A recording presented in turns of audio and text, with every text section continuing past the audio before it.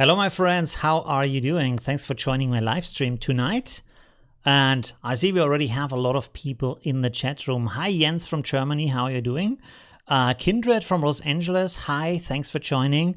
Lulila. Hi from Ukraine. Hi. Delfred from Colorado. Go Create Hobby. Okay, cool. From Scotland. Hi. So a lot of people already know. Kindred says yesterday's video was great. Okay, thank you very much for that. I said I'm up all night making brushes. Wow. Okay, so you already have quite a set. That's cool. Hannes from Tirol. Hi, how are you doing? Thanks for joining. I still don't quite get how space this brushes is exact distance. Yeah, you have to experiment a little bit with the distances, right? Oliver from Germany. Hi, how are you doing? Jens, I tried around with some fog brushes. Oh, okay, yes. That's a little bit difficult, I think, to create a fog brush. Did not turn out as expected. Yeah, they can be quite complex to get that kind of transparency in there, right? Lulila says, do you try dust brushes that come with Affinity Photo? Oh yeah, there is already some brushes, some really cool brushes in there, and also you get some free packs, right? Do you still get these free packs or not? I don't know, because for example, Frankentoon is creating some really cool brushes, so that's always a good resource, and it's always a good way to look into how has he created, or how has his team, I don't know if he does it on his own or not, created that. But there's also some like brush collections already included that are really good. By the way, an important point is that most brushes are a lot better, a lot more interesting when you use it with a tablet and a pen, because a lot of them depend on the pressure you put on it to change the size of the tip, and also from the angle, for example, can be important for some brushes, not for all of them, but you can do a lot with that and they become a lot more alive. Also the opacity, like how much color is going onto the canvas, is being regulated by the pressure of the pen, or can be regulated by that, not in all cases. So this can really give you a lot more flexibility with a brush. And these tablets, you can buy really simple tablets which don't have a screen, like this small or something, for $30. I would really suggest you get something with a screen, because it's really hard to draw on something, because you draw down here and then you look at the screen. So that is very complex to do that. I never got accustomed to that. If you do some retouching, that's okay. But if you want to do some more precise stuff, something with a display is much better. If you already have a tablet, like an iPad, for example, Affinity Photo works on that. You can also get a tablet with a screen, like these, the drawing tablets with a screen, for example, I have one from Huion. It's not as professional as a Wacom pad, but it's still pretty good, right? You can use it. The DJ Tommy, hi from Chicago. Hi, how are you doing? Thanks for joining. Devin, hi. Where are you coming from, Devin? Let me know. Diana, hi. Where are you coming from, Diana? Russell, hi, Russell. Thanks for joining. You posted some really cool stuff in our Facebook group recently. Best wishes to London, UK. Doing a new piece today, perspective causing some problems. Yeah, that can always be pretty complex with perspective. I wish they would integrate a nice tool in Affinity Photo for perspective, right? Hi, Roland. Where are you from, Roland? Let me know. Devin is from North Germany. Hey, that's awesome. Hi. Also from Germany is Diana. Hi. So a lot of Germans today. Pretty cool. Very nice. Oh, okay, my Streamboard is also active for the new pack. By the way, I have created, like yesterday in the tutorial, I said that my patrons get 5 brushes. I have created them today. And then I thought I could also record the process. So I made a 48-minute long video where you can see me in real time creating them. I don't have a comment on the video because I didn't want to talk for all of the time. I wanted to focus on the creation of the brushes, but you can see what I'm doing step by step. So I thought maybe that could be interesting, right? Okay, cool. Affinity on iPad is amazing. That's awesome. I've never tried that, by the way. Tech Reality from Scotland. Hi, how are you doing? Roland from Ireland. Hi, thank you for joining. From Ireland to Bavaria. Oh, that's interesting. Okay. That's very nice. 2 regions who are very much into beer, so I think you will find if you like beer, you probably feel quite at home with the Bavarian choice. We have so many small breweries. I think we have hundreds of breweries in Germany. Like every kind of little bit bigger town has their own breweries. That's pretty cool. Oh, Ronald is your husband. Wow. Okay. So the whole family is today in the stream. That's awesome. Really cool. Are you watching on the same devices or like different devices? How does that work? John from the UK. Hi. Thanks for joining. Deborah from New York. Wow. Thanks for joining. Hi. How are you doing? Simon from the UK. Hi. Thanks for joining. Really awesome. And Keijo, sorry, from Finland. And also Rafael from Brazil. Hi, lots of people here today. Okay, let's get started with the stream. Let me switch over to what exactly? Let me think about that for a second. Okay, I already know. Yeah, so let's go to the live view here. And this is basically the edit that I have. No, wait a second. That's not the finished work. Oh, there is something missing here. 1 second. Maybe I should have opened the other one. And now I have to search for it. Wow. Okay, 1 second. Let me quickly search for that. Where does it say challenges? Oh, there. Super challenge. Is there a second one? This one? Oh, yeah, that's the one. Okay, good. So this is not the final version, and this is the final version. So I'm just showing you this as an example. I'm not saying like this is a super good work or anything. It's just like it's an interesting work that's at the same time simple.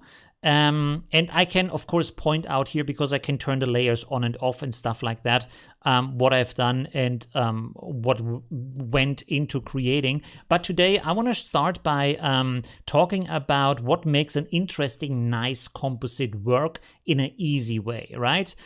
So basically, we will look at this work, we will look at other works. And so the main thing, the most important thing is so I've split this up basically in 4 different parts. The first one is getting started, then classic mistakes that most people do, especially as beginners, then making it easier for yourself, and then also how to get that wow effect that people are impressed by your work. So let's talk about how to get started. And the first thing is that you want to select a theme that you work on, right? So you have a certain focus and say, okay, this is what I want to concentrate on, because this makes it a lot easier. And by theme, I don't just mean one word. Like, of course, my challenge is just Portal because I made it quite open from the challenge. But what I mean by that is that you think a little bit about it. Let's say you say, it's a zombie apocalypse. Okay, so where is it happening? Think a little bit about the different elements of your stream. Is it happening in a big city or on the countryside? Is it happening like when it starts, or has it already like, it's like the city is already destroyed, right? Is it a day scene? Is it a night scene, right? These kind of things. So you have a little bit of an idea what kind of stuff you want to look for, and what kind of direction everything is going. Because if you have figured that out for yourself in a certain way, then it makes it much easier to concentrate on just finding the resources, just finding different kind of inspirations around that, rather than like going in all kinds of direction. And because it's super easy to get sidetracked. You see so many cool stuff online, and everything is amazing, everything is impressive, everything is interesting. And so you get from one thing to the next thing, and then suddenly you never finish the work. And instead of finishing one work, you start like 20 or 30 works, and they will never get finished. And at that point, also, the problem is you are getting overwhelmed by all the things that you have started but never finished. And it gets increasingly dissatisfying because there's all that stuff that is kind of pushing you down that you think you should finish, but you haven't. So that's a problem. So just like figure out what you want to do, and then stay focused in that regard. Let me look at the chat real quick here. I will put this over here.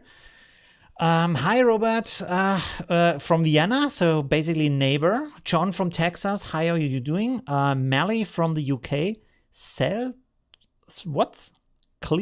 Cleethorpes. Interesting. Is that how you say that? Oh, you're a patron now. Thank you very much, Christian. That's awesome. Oh, I forgot. I wanted to show you. 1 second. 1 second. Let me see. So I made a post also in my Facebook group. You should join my Facebook group too, by the way. I made a post. I get this all day long. I don't know what that is. Sorry for that. Come on. Where is that? Where is that? Really? Okay, announcements. Is it maybe a plugin that I have? But I don't think so. This is the post. Here you can see I have already talked about that, right? But I made a just so you know, I made a post in my community. Let's make this. Oh yeah, it is already an announcement. That's pretty cool. So there's these brushes that I've created. You can see different kinds of things. So I made a wet brush, a dry brush that are on linen. Then there is a spray paint that is on stone, like on a wall. Then you have like a dry brush that is on carton or cardboard, and then you have like a water paint brush, a wet brush again that is on paper. So different textures. I put everything on this paper texture just to have a nicer background for this kind of cover, but actually the backgrounds are different backgrounds, right? Just so you know. And then there's also a link included for a 48-minute video. And when you come to the page, it looks like this. So just so you're not surprised, it looks like this because it's a reward for my patrons. You can become a patron if you want. Just so you know, if you go here or if you click on join now, you see these different kinds of selections here, the levels that you have. These are the most used. And by the way, you get this money back every month as a coupon for my monthly pack. So basically, if you use a lot of my monthly packs, you don't basically pay anything extra, right? And you get a lot of benefits at the same time. Okay, cool. And I'm working right now to make my pattern a lot better. So this is one of the efforts to try this out and see what I can improve, right? To get it better and to give you something more worthwhile. Okay, let's get back to the talk about, I lost my point. What was I talking about? What was the last point? Okay, stay focused was the last point, yes. Hi, Mickey from the USA. How Jay from the UK. How are you doing? Hector from Denmark. Thanks for joining, everybody. Hi. Wayne. Hi, Wayne. Thanks for joining too. Oh, okay. I wanted to write you, by the way. I forgot about that. Most helpful Affinity photo tutorial on YouTube. Wow, that's a big honor. Thank you very much for that. Wow, pretty cool.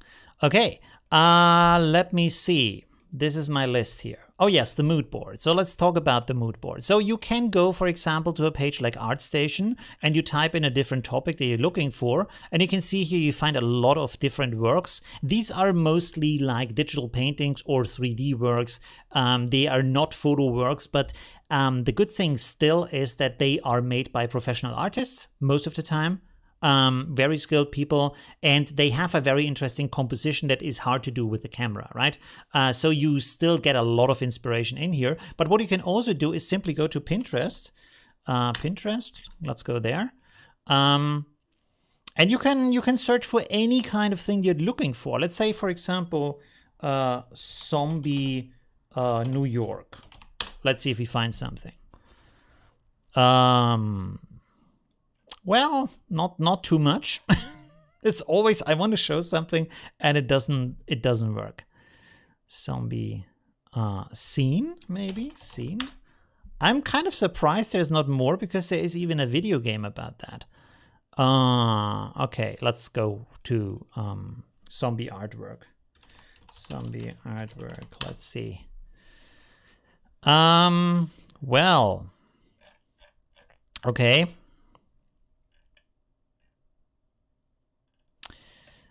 Well, I thought this would turn out a little bit better, but this is the live effect. I mean, there is some stuff. You see, you can click on this, and the cool thing is then you can scroll down. In this case, you can't scroll down, so this is really not working today. I'm sorry for that.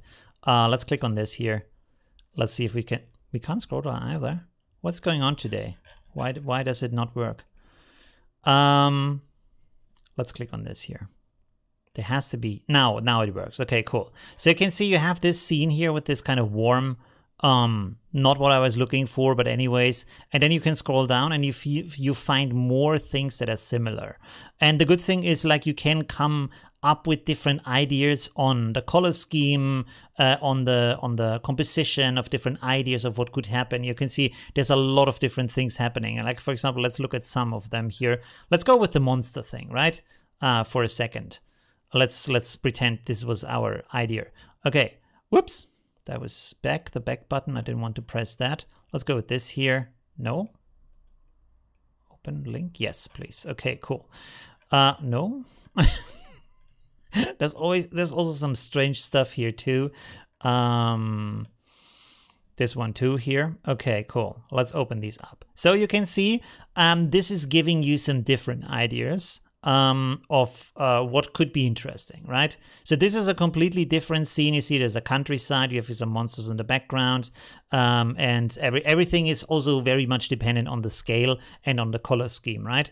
Then you have this here with the monsters on this kind of bridge here. It's more like something you could do with a photo, basically, because of the city scene. It's kind of hard to find the monster, but maybe you can make one up or find something on a stock page or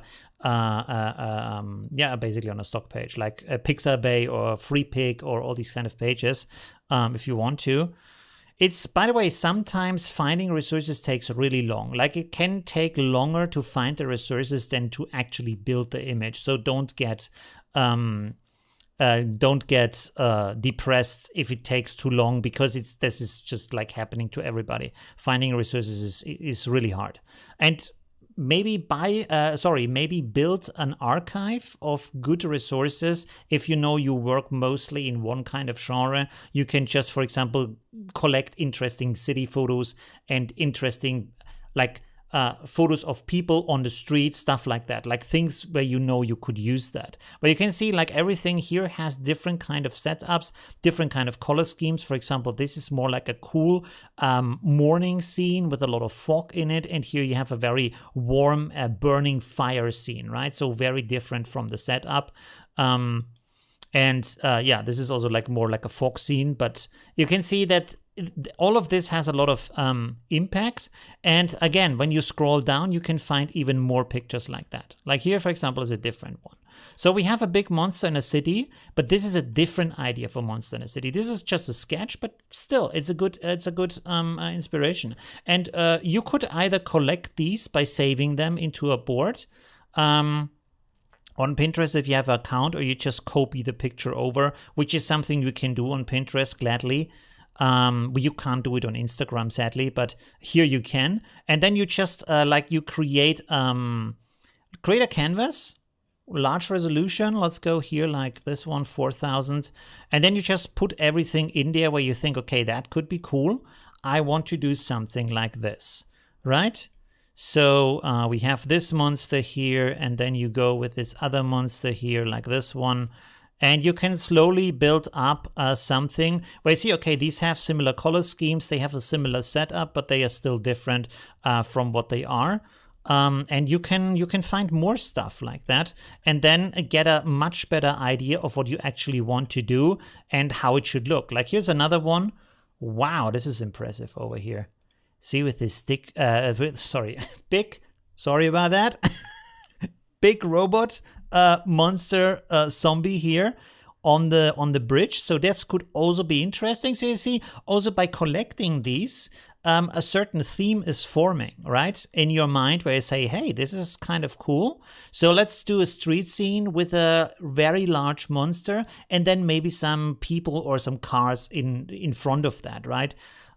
So that is a very good way to do that. Let me look at the chat real quick. Pavel, hi Pavel from Germany, thanks for joining. Stefan from Slovakia, and Miki I've already said. Did I forget someone? I don't know.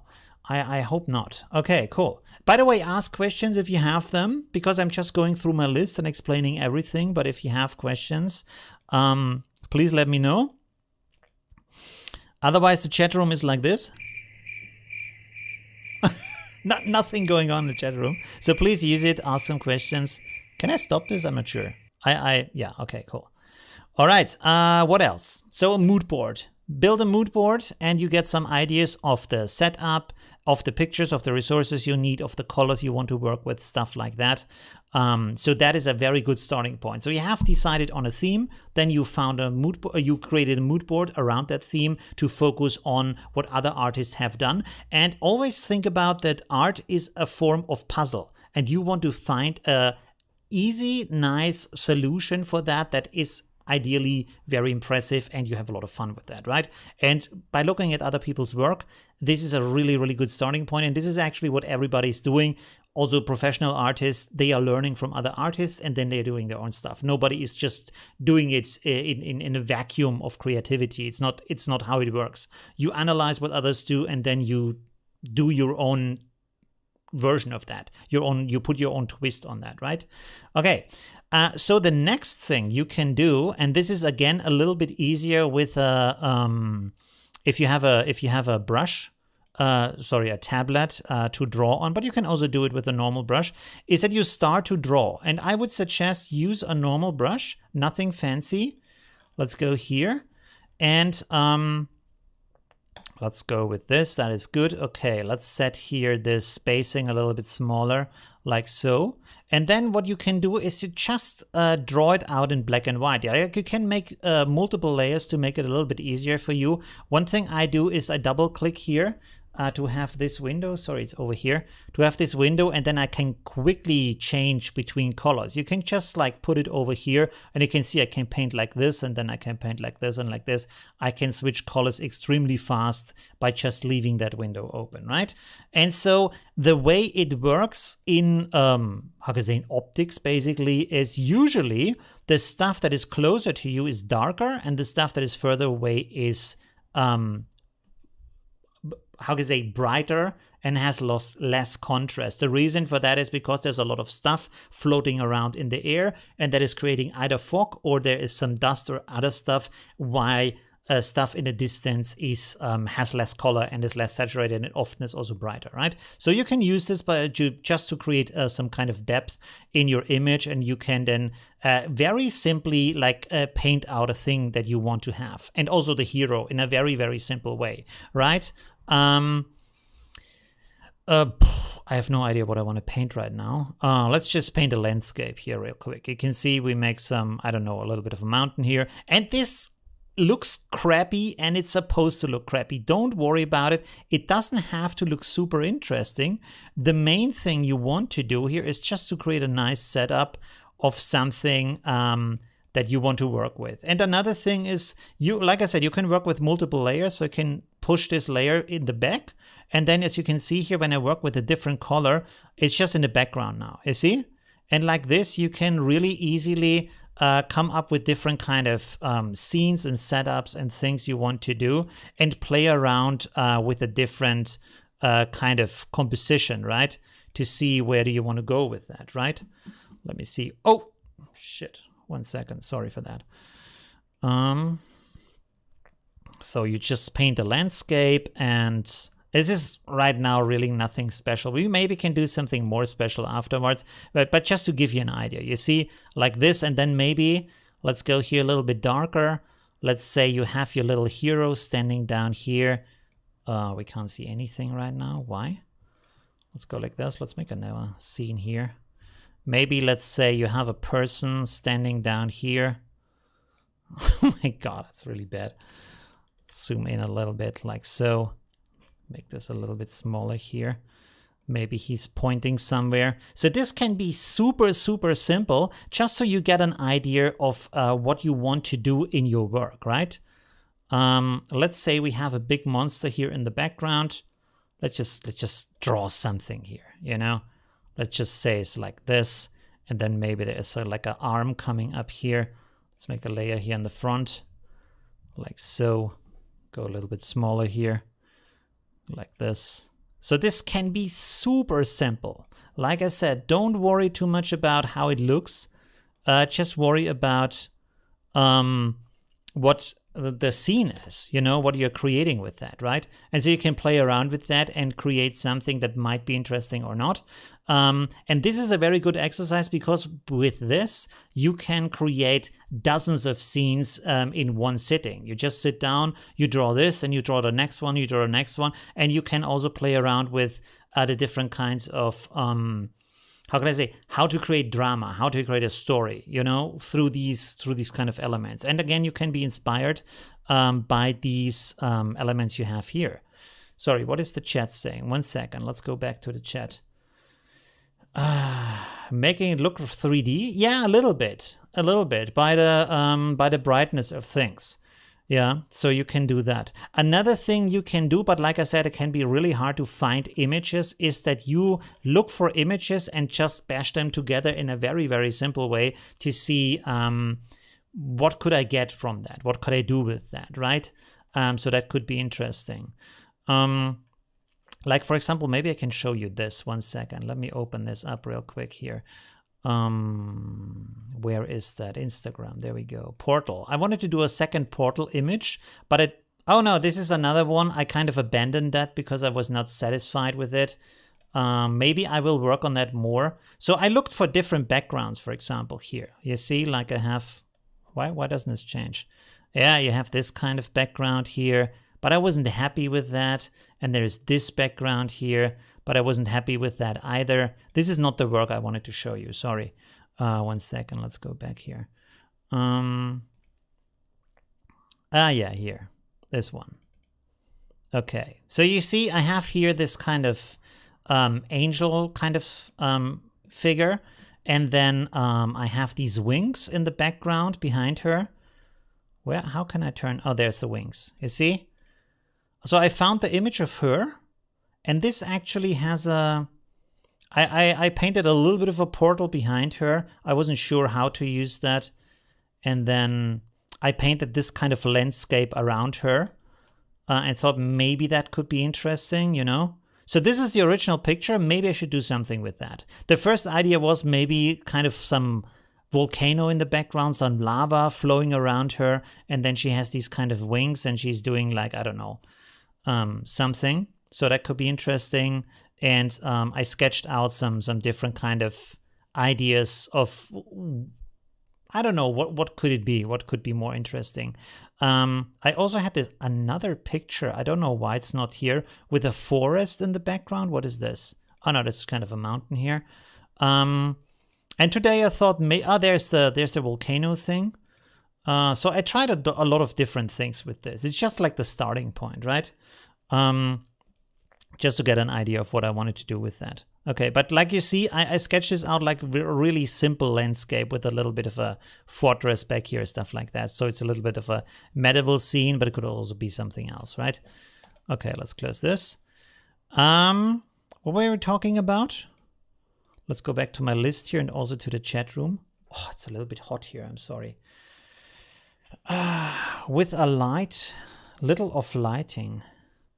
Oh yeah, but don't put too much detail into the sketches. The main thing is that the sketch stays quick. Hi Metin from Turkey, thanks for joining.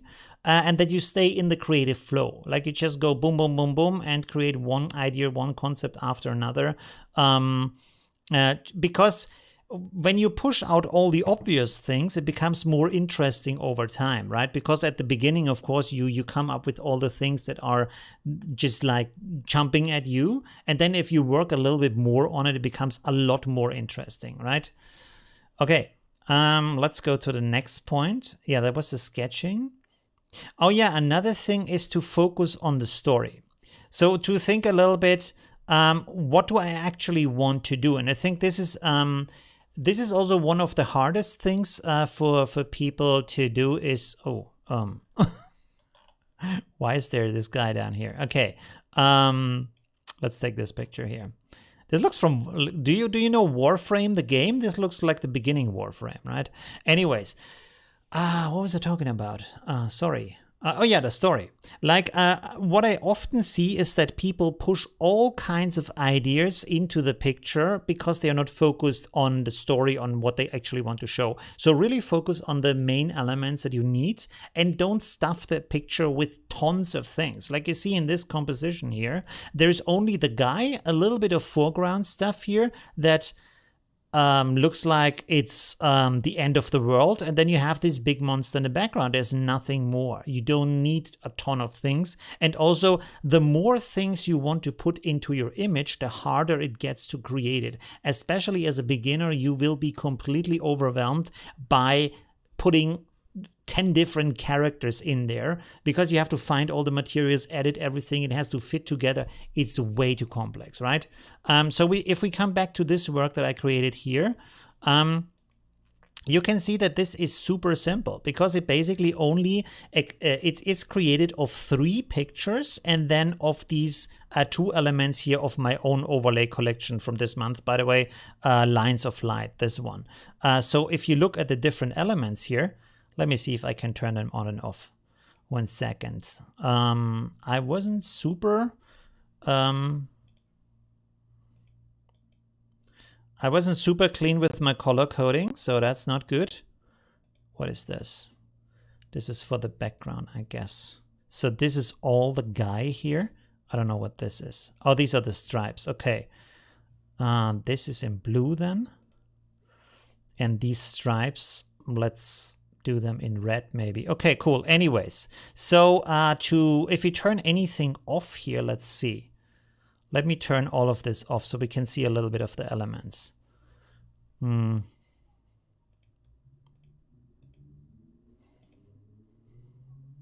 yeah. Okay, cool. So you can see here that basically what the image is this picture here of the gate. Already with the lightning, everything is there, but you can work with finished resources. Then I simply extended the background a little bit and painted in the light. So it looks like the picture is higher, right?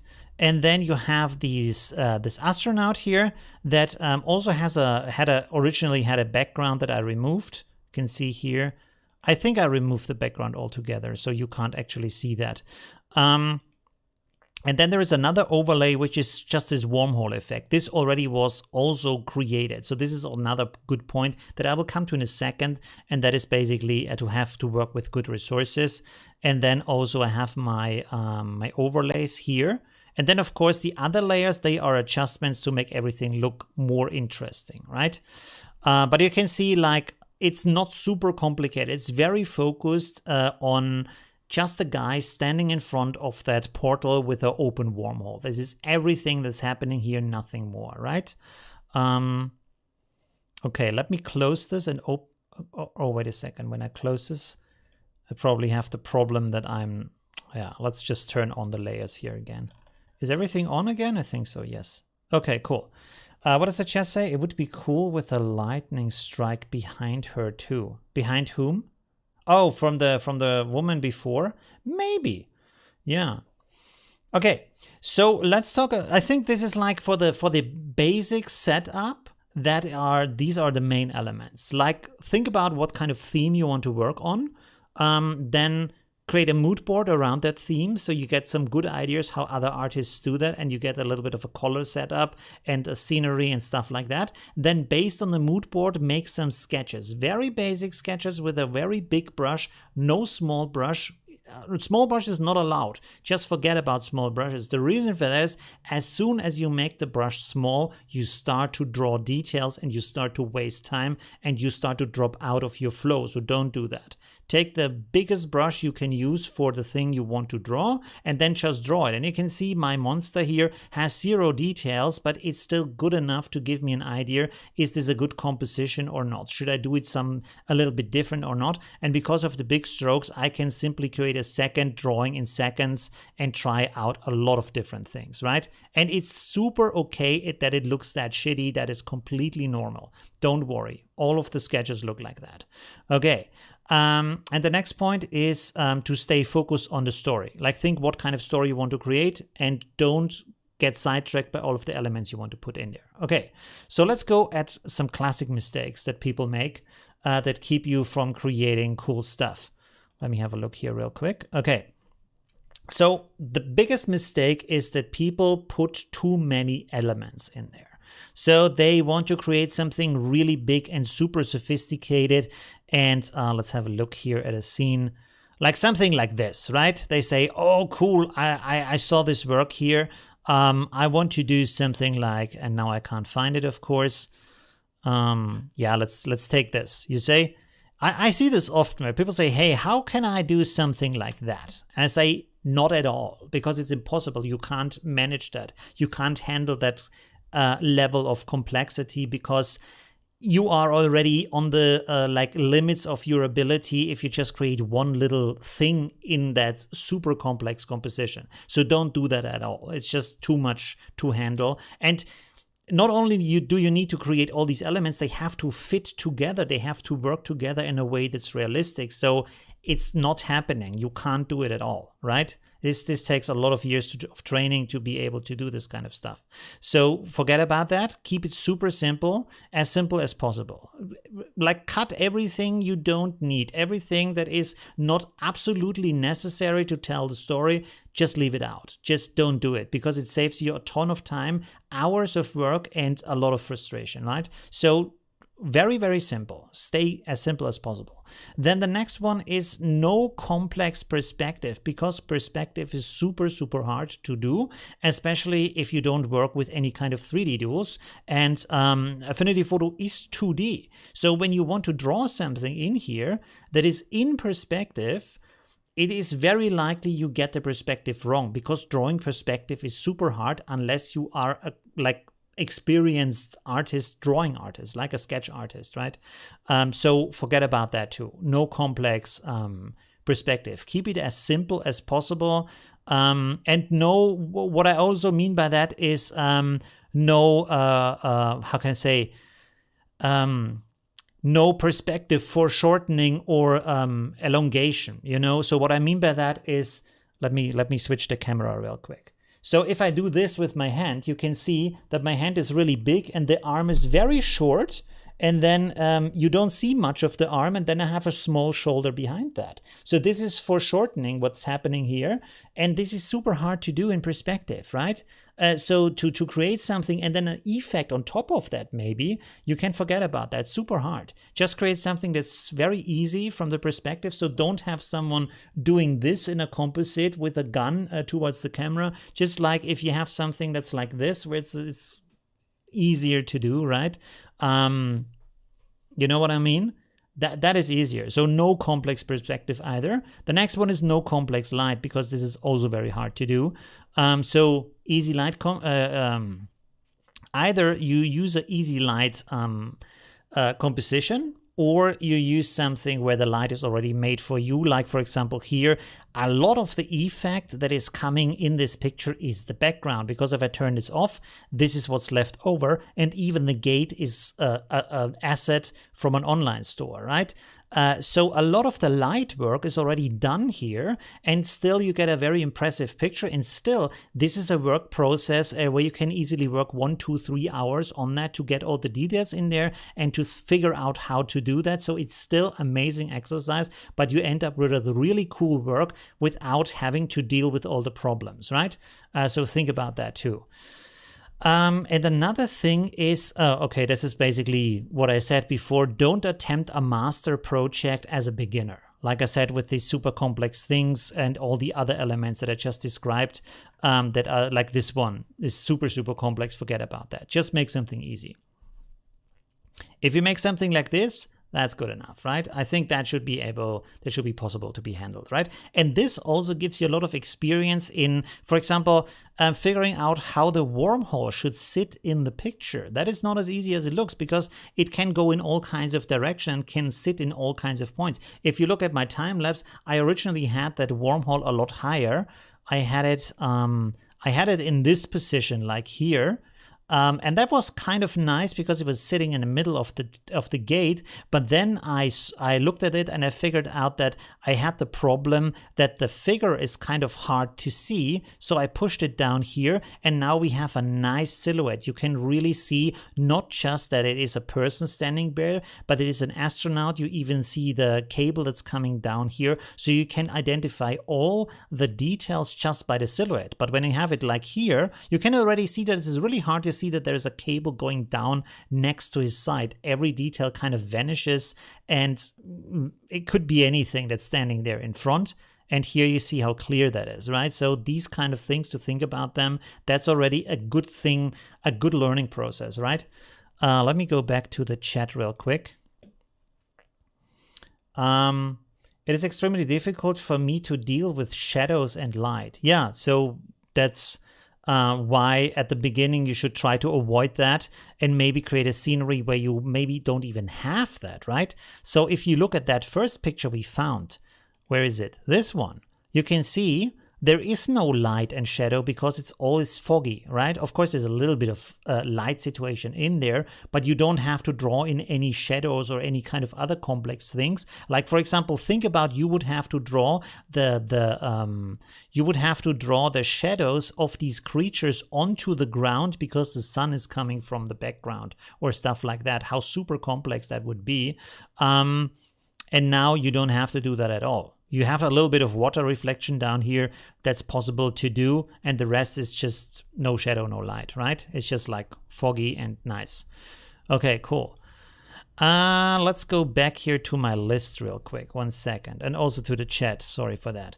Wrong screen? Oh my God. How long have I used that screen?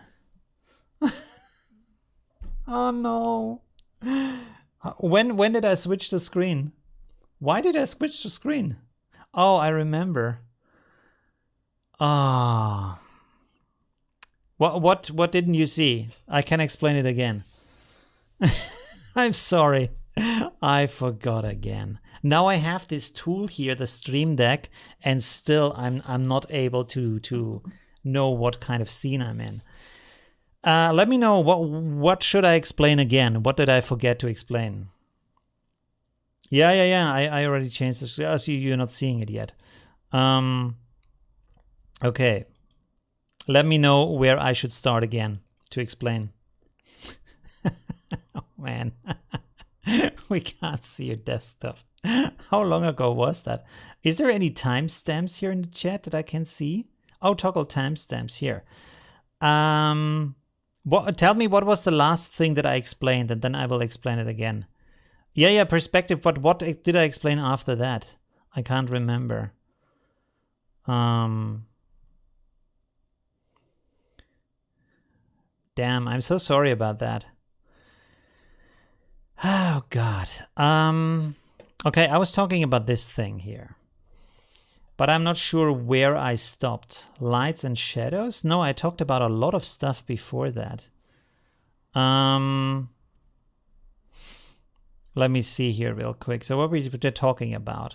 I think we are through the getting started points, right? And then I said not too many elements. Did I show you with the elements this kind of picture here? Did you see that or not? This thing here with all the planes in here and stuff. Did you see that or not? This one, sorry. You were talking about wires. Oh, for 5 minutes. Okay, that shouldn't be too bad, right? I think you have seen that when I talked about that scene, and then started the Wormhole. Yeah, okay, let's go back. Good. So did I show the elements? I will just turn this off again so you can see. Okay, this the gate has already the lights on that, as I said. And then if you turn it off, you can see that without these two elements, there is basically not so much in the image, right? So this is very simple, and you can handle that, and you can learn a lot from that. And now I will explain again the movement of the wormhole. So I started like this, and you can see that You see the top of the character, but not really many details because they get sucked up by the dark background that we have now in the wormhole, and everything gets kind of lost in there. So that's not so great. But when I put the wormhole down here, then we have a nice silhouette of our main character, and you can see all the details, and that is an astronaut, and you can see the cable here and everything. So this already is a good learning process, and also how to draw in all these kind of cables around it, because this is what I have done. I've drawn all these cables are coming down. I used a 3D light effect in Affinity Photo. I used it up here, and then I did not use it down here because here it didn't work. It didn't make too much sense. So I just used a normal brush. Yeah, and drew in some extra cables just to create a little bit more of, how can I say, of a story around it, of elements that create the story, right? So that's pretty like helpful to create a scene, an atmosphere, right? Okay, so we talked about the classic mistakes, not too many elements, complex perspective, complex light, like we said, nothing super problematic from the lighting. I don't find anything right now, but what were we talking about? Like this has complex light here, for example, this kind of stuff here. This is very like too complex to create. From the perspective, from the elements, from the lighting, everything here is too complex, right? Just focus on one thing that you want to create as a composite. It doesn't have to be this kind of monster stuff, by the way. You can do whatever you want. And this is what I was talking then before, is in this picture here, there is no light and shadow, right? Because everything is fog, and you have these monsters here in the background, but they don't cast any shadow on the ground. There is no highlights to draw in. There is no shadow areas. There is no different light colors to draw in here, right? Which is also kind of complex to draw light on a surface, so it looks actually like it's on the surface, right? And then the two characters down here, they have a little bit of reflection in the water. That's kind of, in that sense, in that small element, easy to make. But other than that, the light and shadow situation is not very complex, right?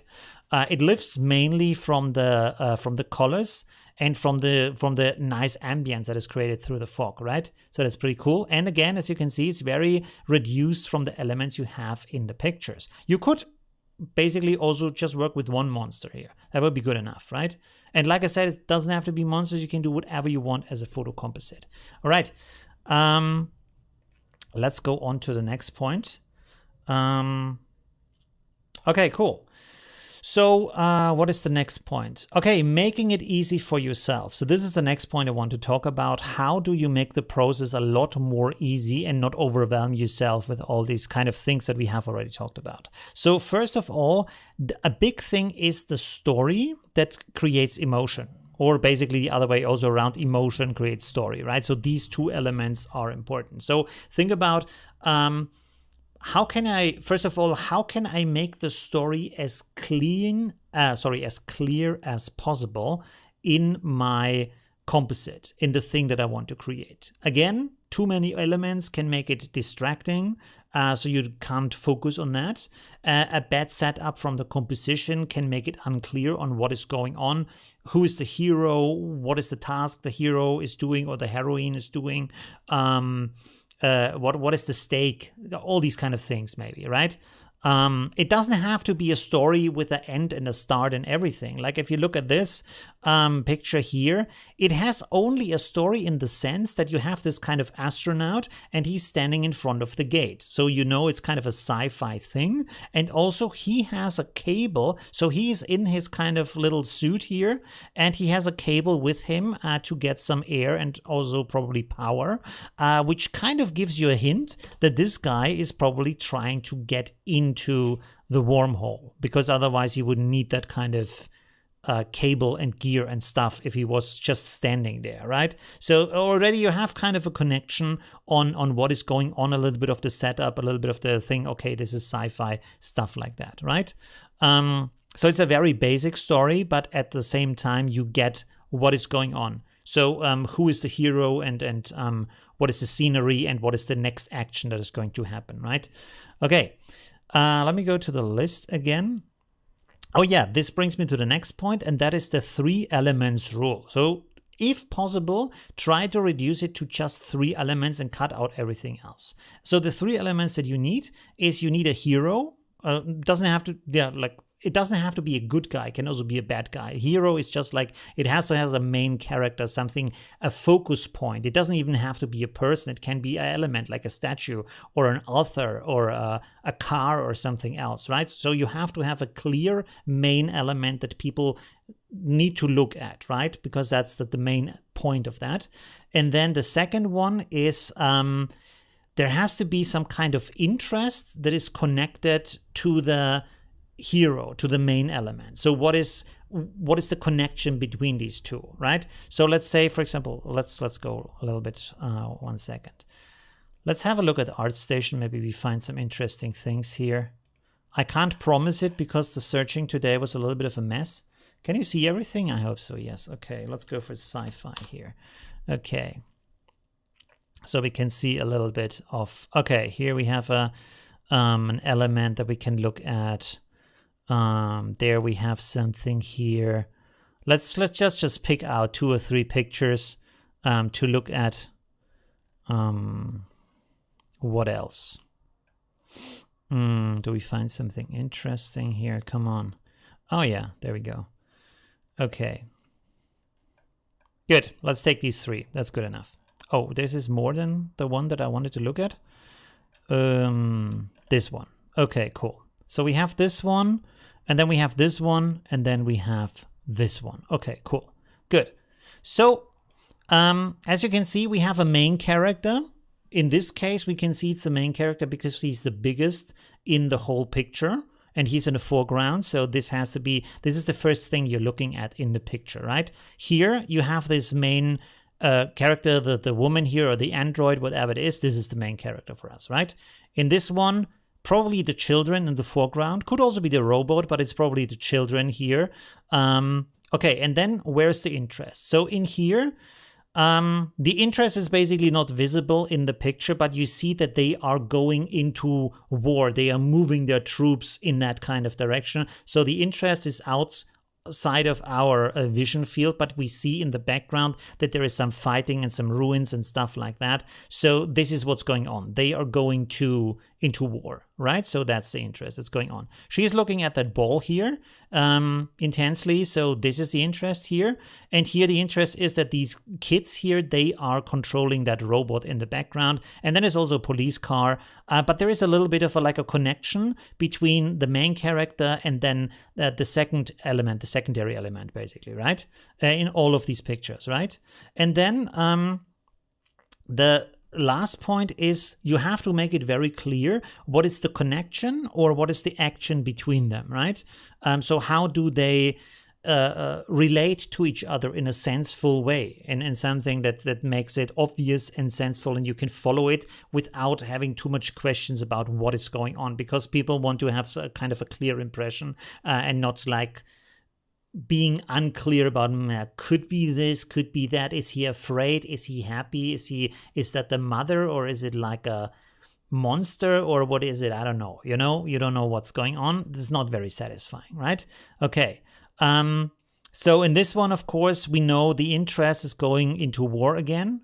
Here, the interest is, I mean, there's a connection between these two. So she is befriending this thing or analyzing. This is a little bit unclear. So here you don't really know what is going on. So maybe there could be a little bit more idea of what the interest is. But basically, she has this kind of globe here, basically, right? But there is a clear connection between these two. And in this one, you can see that these children clearly control that robot. And you can also see the connection here. Let's also talk about that real quick. So here you can see the connection between the kid and the robot, because first of all, this backpack has the same design and color pattern as the robot, right? It's different from the police car. Only the robot and the kid have this color in the image. And then also he's reaching out towards the robot with this kind of glove that also has the same colors and the same design as the robot. So you know that he's controlling that and not something else. If you imagine this guy gone in the picture and there's just this kid here on the left side in the green suit, and he would like hold out the arm, and there would be the robot and the police car, you wouldn't know what is going on, right, at that situation. Because is he warning, is his dad a police guy in the car and he's warning him from the robot? Or is he controlling the robot? Or I don't know, there could be a thousand reasons why he's doing that. But here you can clearly see that the kid is controlling the robot. So this is a very nice and clear connection, right? We don't know why they're doing it, but we know there is a connection between them, right? Here the connection is just a stare at that object. Also, you have a little bit of an idea of a connection because you can see there's a hint of red light here, and then we have the red light here, which is probably the reflection, but both of them on their face side have that red, as it is connecting the two. And here basically everything is looking and moving into that correct direction on the right side. So we have also connection between the war area and the soldiers, right? If they would point all in different kind of directions and stuff, you would again be confused, right? So is very like helpful also for your composition and also to get the story across these things, right? Okay. Well, I hope that was useful as an explanation. Shari, hi Shari from Wisconsin. Again, you use the chat room to ask questions or to give me feedback, or if you want to know something else. Okay, let's go. And by the way, I'm using these because it's much easier to explain it on these pictures rather than on Photo Composites, right? Let's go for the next point. Okay, this is a good one. A lot of people have a lot of problems with combining things in the right colors. So they just don't look like they fit into the image together. And the color, the ambient light, the atmosphere, all of that can have a huge impact on that. And the easiest trick that you can do at the beginning is to simply work in black and white, because in black and white you can simply combine the things a lot easier. And the only thing you have to do is just to desaturate everything in your image. Just make an adjustment HSL on top and boom, desaturate. And now you can completely focus on the composition, on all the things that are going on. And you only have basically two elements in here. You have the brightness and darkness, and then you have the composition of the elements. There's nothing else you have to care for. So this is a lot easier to handle. If you have problems with combining elements, just go black and white. And just train yourself. Also, if you just want to train yourself to create a better story, create a better composition, become better at the artistic aspect of that, how can I say, designing process of a composite, black and white is super good because you can save a lot of time that you would waste on adjusting all these elements. And you can sometimes have 100 layers or more to adjust all these layers so they fit together. You don't have to do that at all. You just work like this, and then you can be super playful and super dynamic in the process and still get interesting results. If, by the way, if this doesn't work so great for you because maybe it's swallowing up some details, you can, of course, also use a black and white adjustment and then adjust the sliders here so you get kind of a better result for what you have in your pictures, because sometimes just desaturating it is not a great choice, right? So you can do that and adjust this a little bit to get out maybe, or to get in the details that you need in the elements and the overlays you're creating, right? Or you're using, sorry. So you can see here, this looks different than this does, right? So just think about these two possibilities, and this can make it a lot easier for you. All right, let's go for the next one. This is very good also if you have a problem with color, but also in general, is focusing on two colors. Like just think about what kind of, like here, for example, you can see it is blue and it's orange. There's nothing else in there, right? But I also focused it on that, right? So I not only chose the elements that they are all blue, but I also adjusted the blue values so they are closer together. Let's see, is there the wormhole? Is there an adjustment for that? Because I'm pretty sure I adjusted that. Selective color adjustment? No. I can't really find it right now. Maybe I did that in the other file. But I certainly did some adjustments to bring the blue of the portal and the blue of the of the wormhole closer together and make it mix a little bit better, right? But this can help you, because if you have just two colors that you focus on, first of all, you can make the story that you want to create and the atmosphere you want to create a lot more obvious and a lot easier to follow. And then you have to deal with less colors you have to adjust, right? And you can bring the colors in a really nice way together. And you will also find that in a lot of other works that they do the same thing, that they concentrate. Like here, for example, you just have one color basically. I mean, there's a little bit of red here, but basically the rest is all orange. Then if you look at this picture here, it's blue and red. There's nothing else in the picture. If you look at this one, there's basically everything is green, and then you have orange, and then you have a little bit of blue. But you can see this is a nature scene, but there is not a million colors in there. The nature is reduced to just green, and then of course beige, but just green. And then the clothing of this guy is also green. And then you have the red here, and then the blue for the police car and the clothing of the guy here. But the guy doesn't have like a pink shirt and a yellow trouser and like all kinds of colors in here. It's just like very, very color reduced, right? Also, it's very nice, kind of an idea if you think about it, that the left guy is wearing this kind of green jumpsuit. Is it called a jumpsuit? I think so, because he's melting a little bit into the background. He's green and her hair is beige, like the background is also beige and green. And so this gives us more focus on the main character here, because he's blue and this is more contrasting to the green background. So this is also helpful. And again, when you work with less colors, you have a lot more ability to think about these things, other than compared with a picture where everything is overflown with different colors and very confusing, right? So this is a good learning process. So less elements gives you a lot more learning opportunity. Let me look at the chat real quick.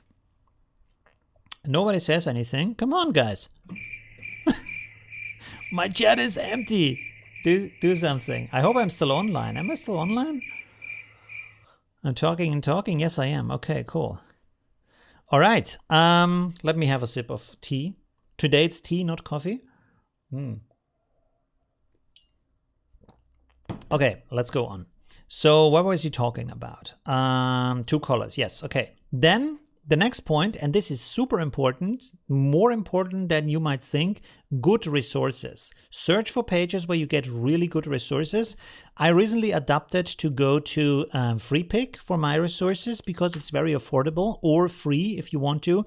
You can use a lot of them for free because the only thing you have to do is to say it's from FreePic. But everything with the crown here you have to pay for, but you pay a yearly or like a monthly subscription, then you can use everything. You can download 100 resources per day.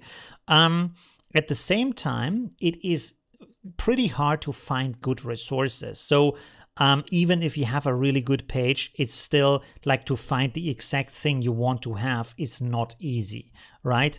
This is also basically why I create these packs. And even though these pages are around, my packs are still useful because they combine a lot of resources. Like the last pack has 170 different overlays in there. That is already pretty good, rather than trying to search for hours for the one overlay you're needing. You have a pack and you can create with that pack, right? So it still makes a lot of sense for me to create that, and of course for you to use them, right? And so you can enter here search terms, right? They are more for design, to be honest, but they also have some photo stuff and some effect stuff. Let's go, for example, let's see what we have with Portal. Let's go here, what we see there, Portal. And you can see you get some nice effects here that you can use, and sometimes also photos of Portal, stuff like that. This is the Portal that I used right here. There we have it. Okay, you can see there's also some other like creations. You can use stuff like that. So for example, here you have a setup with a scenery with a portal in the background. It has this kind of comic style, but you can use the whole thing and then just build your character inside of that. Or here, You see, you have a complete scene. You can use that and then just build your stuff inside.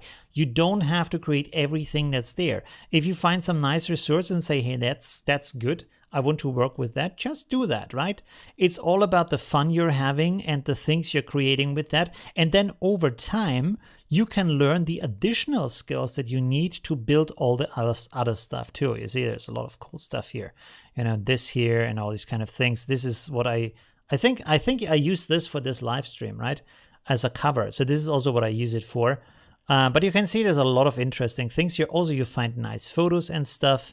Product photos without any stuff on it. So man, there's a lot of things that you can work with and play with and create interesting things. And the better the resources you have, the better the end result is going to look, right? So rather than spending hours on creating this kind of warp effect that I'm using here, this one, just use it from a stock page, right?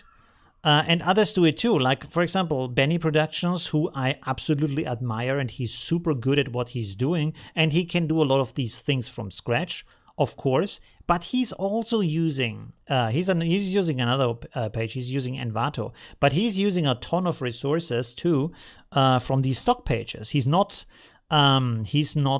creating them himself, right? So for example, if you think about the Alien challenge, if you go here to Alien 3D, it's kind of, it should be here. I'm not sure if I find it right now. Alien monster. It's here, I have seen it. So, yeah, stuff like that, you know, you can use these kind of things. So he's using that kind of page here. I'm not finding it right now. Anyways, I have found it here because he also says in his videos that he's using these pages. Look at that.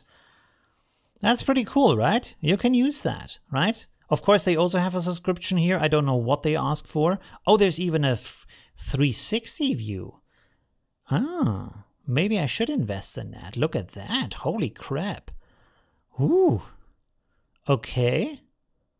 Wow. So you don't even have to know perspective. You just like, you say, okay, I need it in this perspective, and then you download it. And you can maybe say, okay, this is for the top part, and this is for the lower part where it's kind of bending around the building. So you can already see like, wow, there's a ton of things you can do with that, right? How much is that? Well, $14.50 per month. That's not cheap.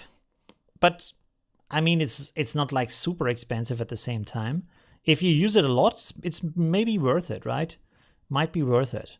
And you get a lot of stock stuff here. You can see like graphics and videos and photos and music, also music. Maybe that would be a good idea because I'm also buying the music for my videos. Okay, well, I have to think about that. Anyways, good resources are a very good shortcut to get good results. And also they have photo resources here too, right? So let's go sci-fi here, for example, and have photo resources. These are not photos. There's my guy. Look at that. This is the original source that I was using. Look at that. There's a guy in the gate. I removed the gate. I just needed the guy and the cable here that he has. Boom. But you also have other guys here, you see? There are all of his friends, and you have some flags here. You can use that from different countries. So there's tons of things you can use. Really, really cool. And you can also do collections, you know, of things. So pretty cool. All right.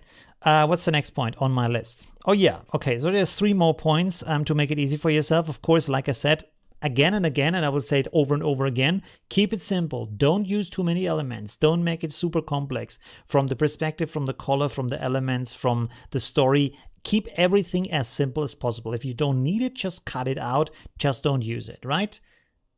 Simple, okay? The next one is borrow ideas. We have already talked about that, but it's not just borrowing ideas, right? It's not just getting a mood board, getting inspired. You can literally just say, I will recreate this. Maybe I use a little bit of a different monster, but I will try to recreate this as closely as possible. Maybe you do it just as an exercise, or maybe you do it as your own spin. You don't have to be super creative and just come up with something new, because the hardest thing in the world is to come up with something new. There's nothing that is more complex than that, right?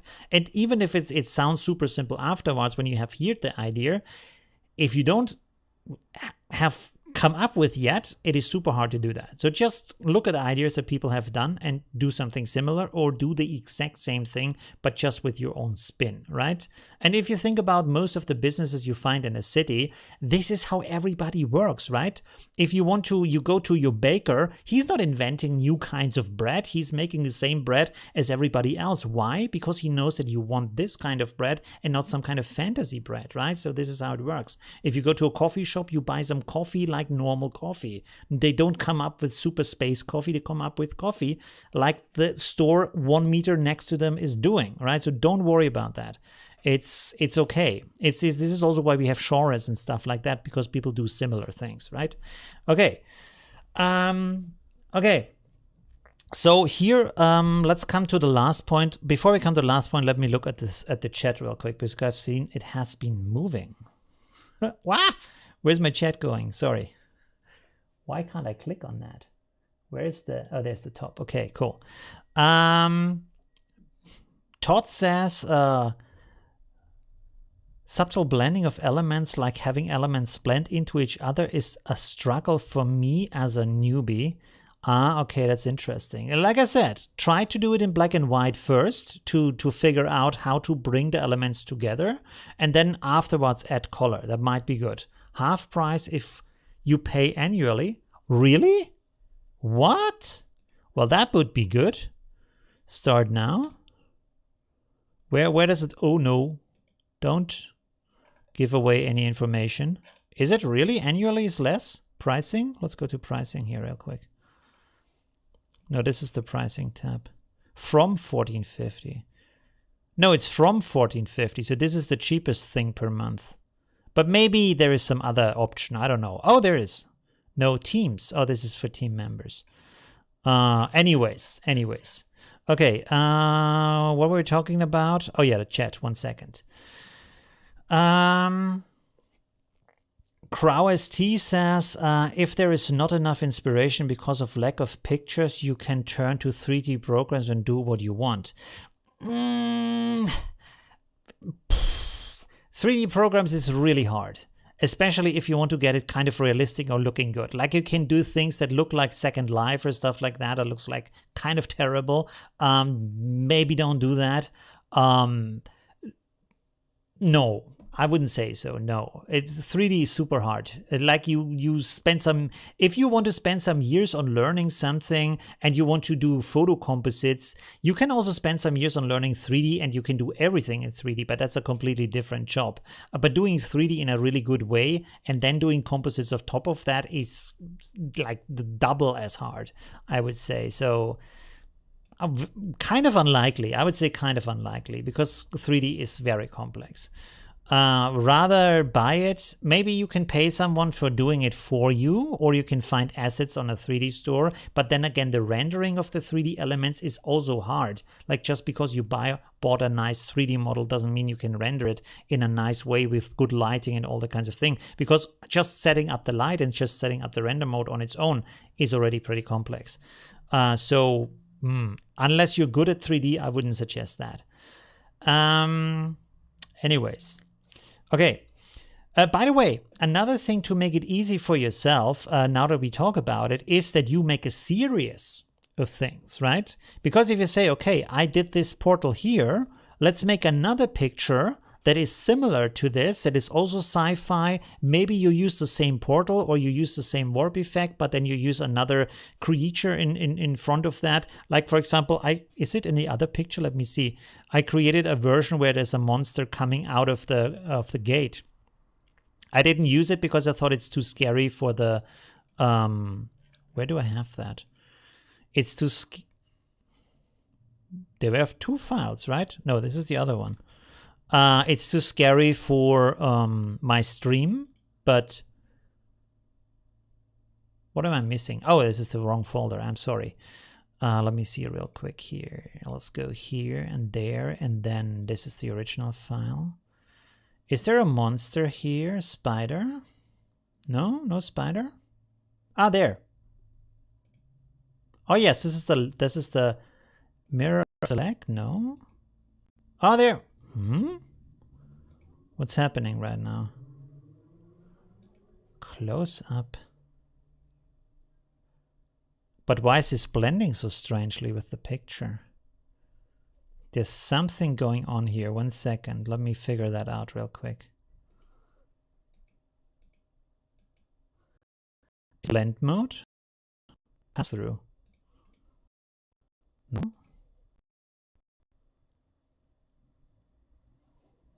I'm confused.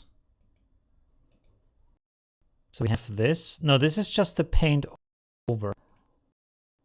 It should be below the... I think this should be below the effect here. What is going on?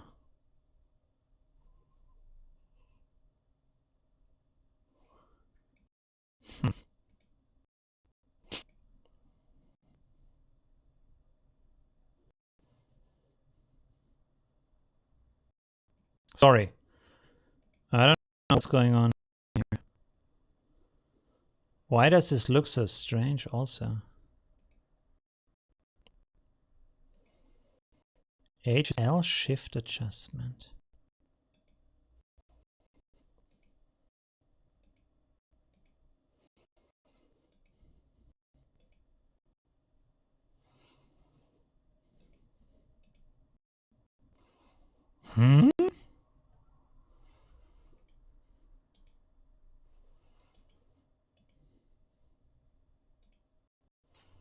Why is it so red? It's maybe because of this. Why does it look like that? There's a because of curves adjustment maybe?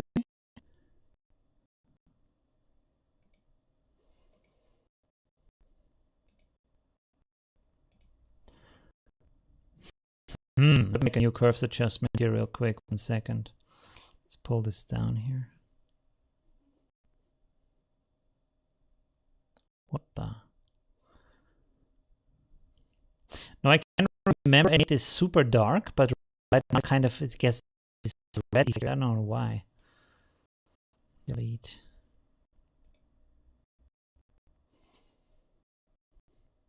This looks right, but what is this? Should we figure that out real quick or not? Sorry for that. Wasting your time with this crap here. 1 second, I'm sorry about that. I'm getting sidetracked in a very terrible way.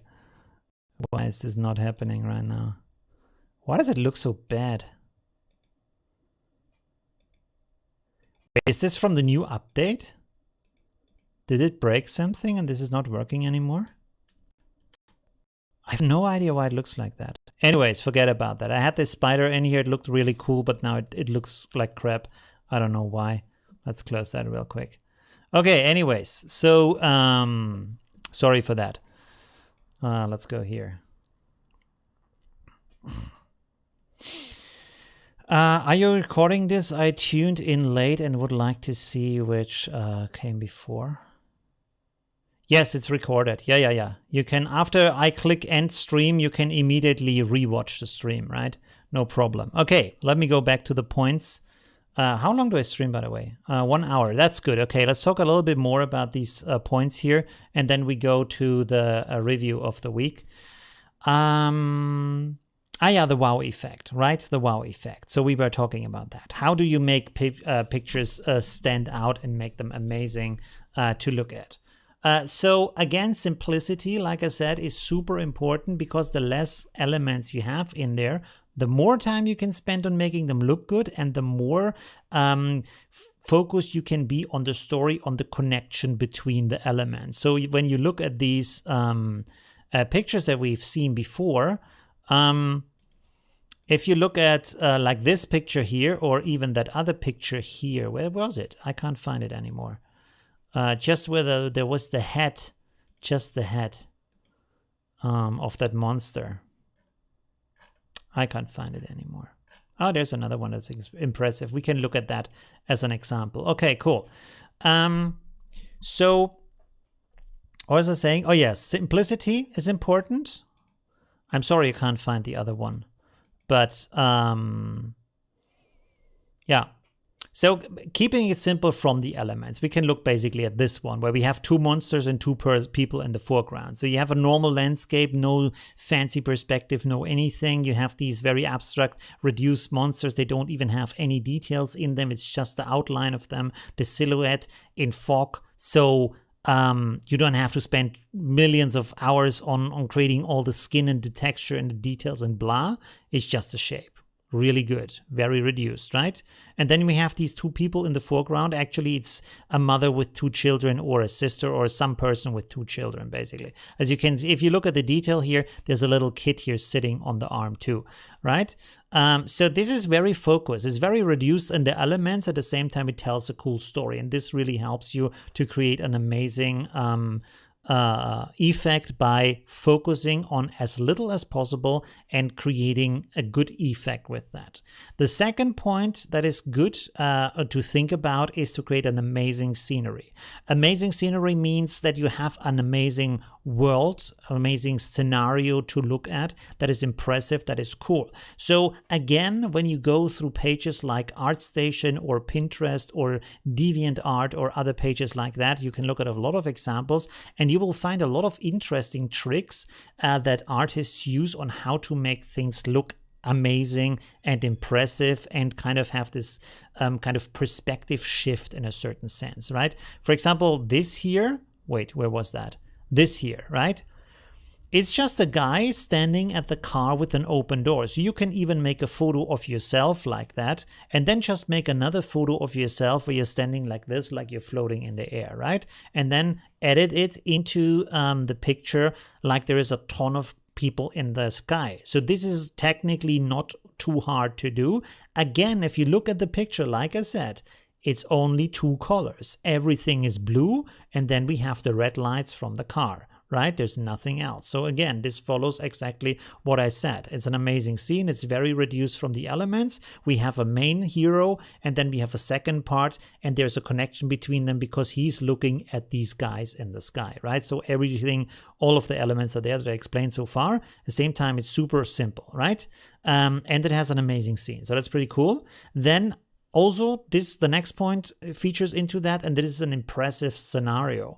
And this is like, have something happening in the picture that might be unexpected, that's out of the ordinary, right? And because this always is attention grabbing. And again, if you look at all these pictures you find on the internet, you can find a lot of cool ideas, a lot of cool tricks on how to make things look like that. And like I said, even the professional artists, they do that. This is why you often see, for example, in movies, in video games, in artworks, in posters and stuff like that, the same idea over and over again because it just works. It just is great, right? And something is picked up, or some movie is a trendsetter and does a certain scene, and then suddenly the next 10 movies do the same thing, right? There is a reason why, for example, we had one or two great zombie shows, and now everything is floated with zombies, right? Or with other things, right? Where there's some trend setting, and then suddenly everybody thinks, wow, okay, we should do that, right? For example, these alternative realities that you have on Netflix, like there's so many shows that show you an alternate universe or stuff like that where things are kind of strange, right? There's a ton of shows all of a sudden, right? Okay. So you can find them online. Think about what could be an impressive scenario from the landscape and what could be an impressive action that is happening in there, right? Okay, the next one is... and this is, by the way, this is an easy way to do that, is to combine opposites of things that don't fit together, but you mix them anyways, right? For example, a little girl and the monster could be something that is combining in a nice way. So just think about what is what are two things that usually don't fit together, and then you connect them in a certain way, right? And that could be nice. Like, for example, with the scene over here where the boys are controlling the robot. It's kind of unexpected. It's kind of, it's cool and it's unexpected. And this is why you want to know more about that, right? And this is something you also see very often where this is done, that you combine these opposites just to create more interest and make things like more, how can I say, impressive, right? Okay. And the last one is the taste of color. Like I always speak about the tasty colors, and that what I mean by that is that don't just use, like for example in this picture, don't just use any kind of blue and any kind of red. Again, you can go on Pinterest, you can go on ArtStation, different kind of pages, and just go there and color pick the colors right from that picture. There is no need that you become a color expert and study color harmony before you start to do your first artwork, right? It is super hard to find good colors. It is super hard to create a good color harmony of things that work well together. So just color pick it from the people who are good at that, right? And this is again what I meant when I said with the artboard, right? Because you can see here there's different color themes in here. So, and you can also see from the taste of the color, we have 3 kinds of different grays in these pictures, and they all make a different atmosphere, right? So here we have this kind of gray from the painting, and that is kind of, it looks like an ink painting. It's kind of old schooly. Then we have this is a kind of, how can I say, concrete gray on the monster also, not just on the city, but also down here on the people in the foreground, and the car and everything has this kind of specific gray tone. So this again is a very different, this is a warmer, nicer, cozier gray in the left picture. This is a very cold and dystopian and depressing gray on the right side here. And then we have here, you could say this is brown, maybe not gray, but there's a little bit of gray here in the helmet. But you can see that even the fog has a different kind of color. It's kind of this bluish metallic gray. So there is again a kind of a different taste in here. The monster is more brown, to be honest. But you can see that again, this sets a different kind of atmosphere. And this is, you can almost smell the kind of, I don't know, how do you say, when I look at this, what I think is you have this kind of, what is the smell? If something like old wood, you know what I mean? This kind of a little bit rotten smell, not organic rotten, but like if you think about a canal, you open up a canal of the sewage and you have this kind of rotten fungus smell. This is what I think about, because this monster looks like it's just like coming out of the water, has all the like dirt and trash running down it, and it feels like pretty old and bleh. Yeah, so you can see just from the combinations of colors that you find in here, they create a really interesting taste and a really interesting atmosphere and a feeling, and this also creates the emotion for the piece. And because of that, you create a lot better atmosphere and a lot better consistency in your image. So finding the right colors is really important. Like I said, just take them from other works. Just color pick them from there and try to bring all of your elements together. Decide on 2 colors, pick 2 colors from a work, pick them from the same work, because then you already know they combine well with each other, and then just make your work in the same way, right? That's the easiest way to get started. And over time, you find out why they work, how they work, and you get the experience, you get better at that. So, right, that's a good process. And you can see, for example, here in my work that I have these happy, intense colors, positive colors, so you know that this is not kind of a horrific thing that's happening here. It's more like a happy, positive gate into a nice other dimension. It's not a horror. It's not the start of a horror movie, right?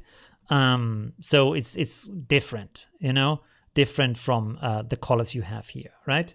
Okay, so these are basically all the points that I wanted to combine today. I hope that was useful so far. Let me have a look at the chat real quick. There we go. Also switch over to the talk view then. And then I hope I remind myself to switch over again to the other one. I also updated into the new version. My app crashes yesterday every time with a simple pattern. I have more crashes too with the new update. So maybe they bring out a little extra update to make it more stable, but my version is, I had at least 5 crashes since the update. Before I had no crashes. By the way, let me check real quick if maybe it turned on GPU support, and that might be the reason. Performance. Is it turned on or not? No, enable OpenGL is not turned on. Renderer, this is my graphics card, yes, but I think that was like that before. So something is different, I don't know what. RAM uses limit. I don't think that's it. I don't know, but I had more crashes. Okay, let me look at the chat, what else was said here, sorry. Blender as well, so learning MU. I mean, learning Blender is a good task to do. You should absolutely do that. Check out Blender. There's also, what is it called? ZBrush. It's expensive, but it's really, really good. And there is a free version of ZBrush that is called, I can't remember. So if you like to work with clay, I mean, Blender is starting to do something like ZBrush 2, and I think it became really good. But ZBrush is still the industry standard, basically. And it's, let's have a look here. Is there no pictures? Come on, show me something. Or is it just not loading right now? Dynamesh. But you can see here, like you work it like you would work clay, and that's the cool thing about that. You see here, like this. So you don't have to know anything about 3D work. That's the good thing about ZBrush, is you just work on, how can I say, on the material like it is clay. You just form it, you push it, you pull it, then you have different brushes that basically have different material qualities, but it's a very different way on working with 3D. So if you want to do these organic things, and ZBrush is really good with that, you can do that. And like I said, there's a free version too. Do they still have the free version? It's very limited, but you can still do some cool stuff. I can't see it.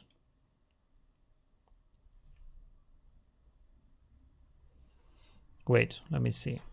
ZBrush free version. Trial, no. What is it called? They had a software that was free.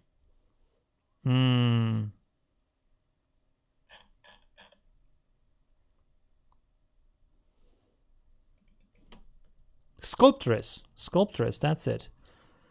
There we go. Is it still around?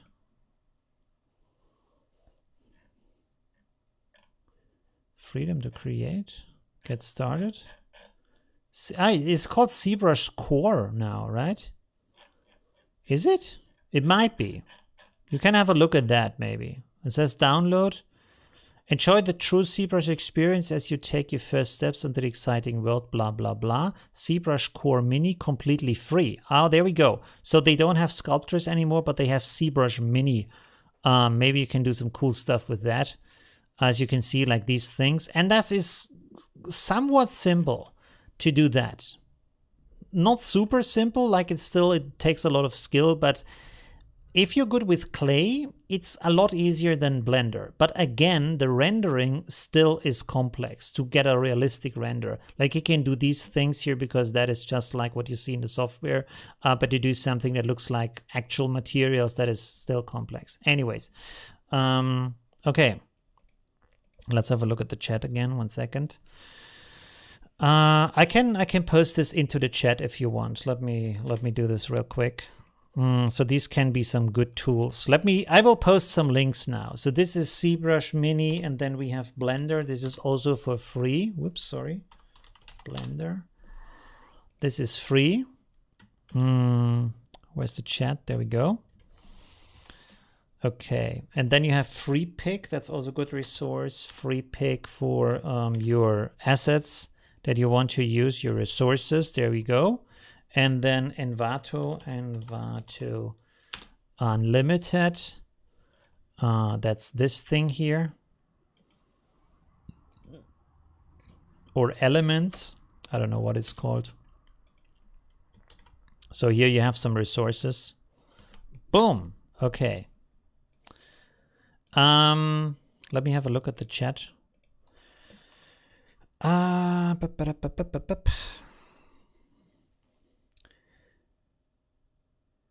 Is it YouTube stream you can... okay, we have already cleared that. Okay, that's it. That's all the comments. Come on, guys, use the chat room, please. Okay, let's go to Facebook and make a review of your entries here. Let me turn this off here real quick. Yes, that's okay. 1 second.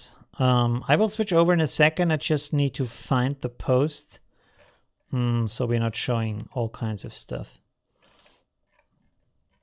There we go. There we go. Okay, cool. So there we are. And here we have the entries for this week. What's the time? Ooh, 1 hour 36. Oh my God, I talked for so long. Okay, cool. So the challenge this week was to make this photo here, which is kind of basic, but still cool, more impressive. You can do any kind of, you can do any kind of edit you want. So here is the first edit by Kerstin. Thank you very much for that.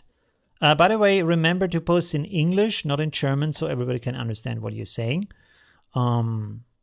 Okay, so here Kerstin has created some really cool fireworks, and they are also in the same colors as the picture, where we have green and orange, and then the fireworks are also green and orange. That is pretty cool.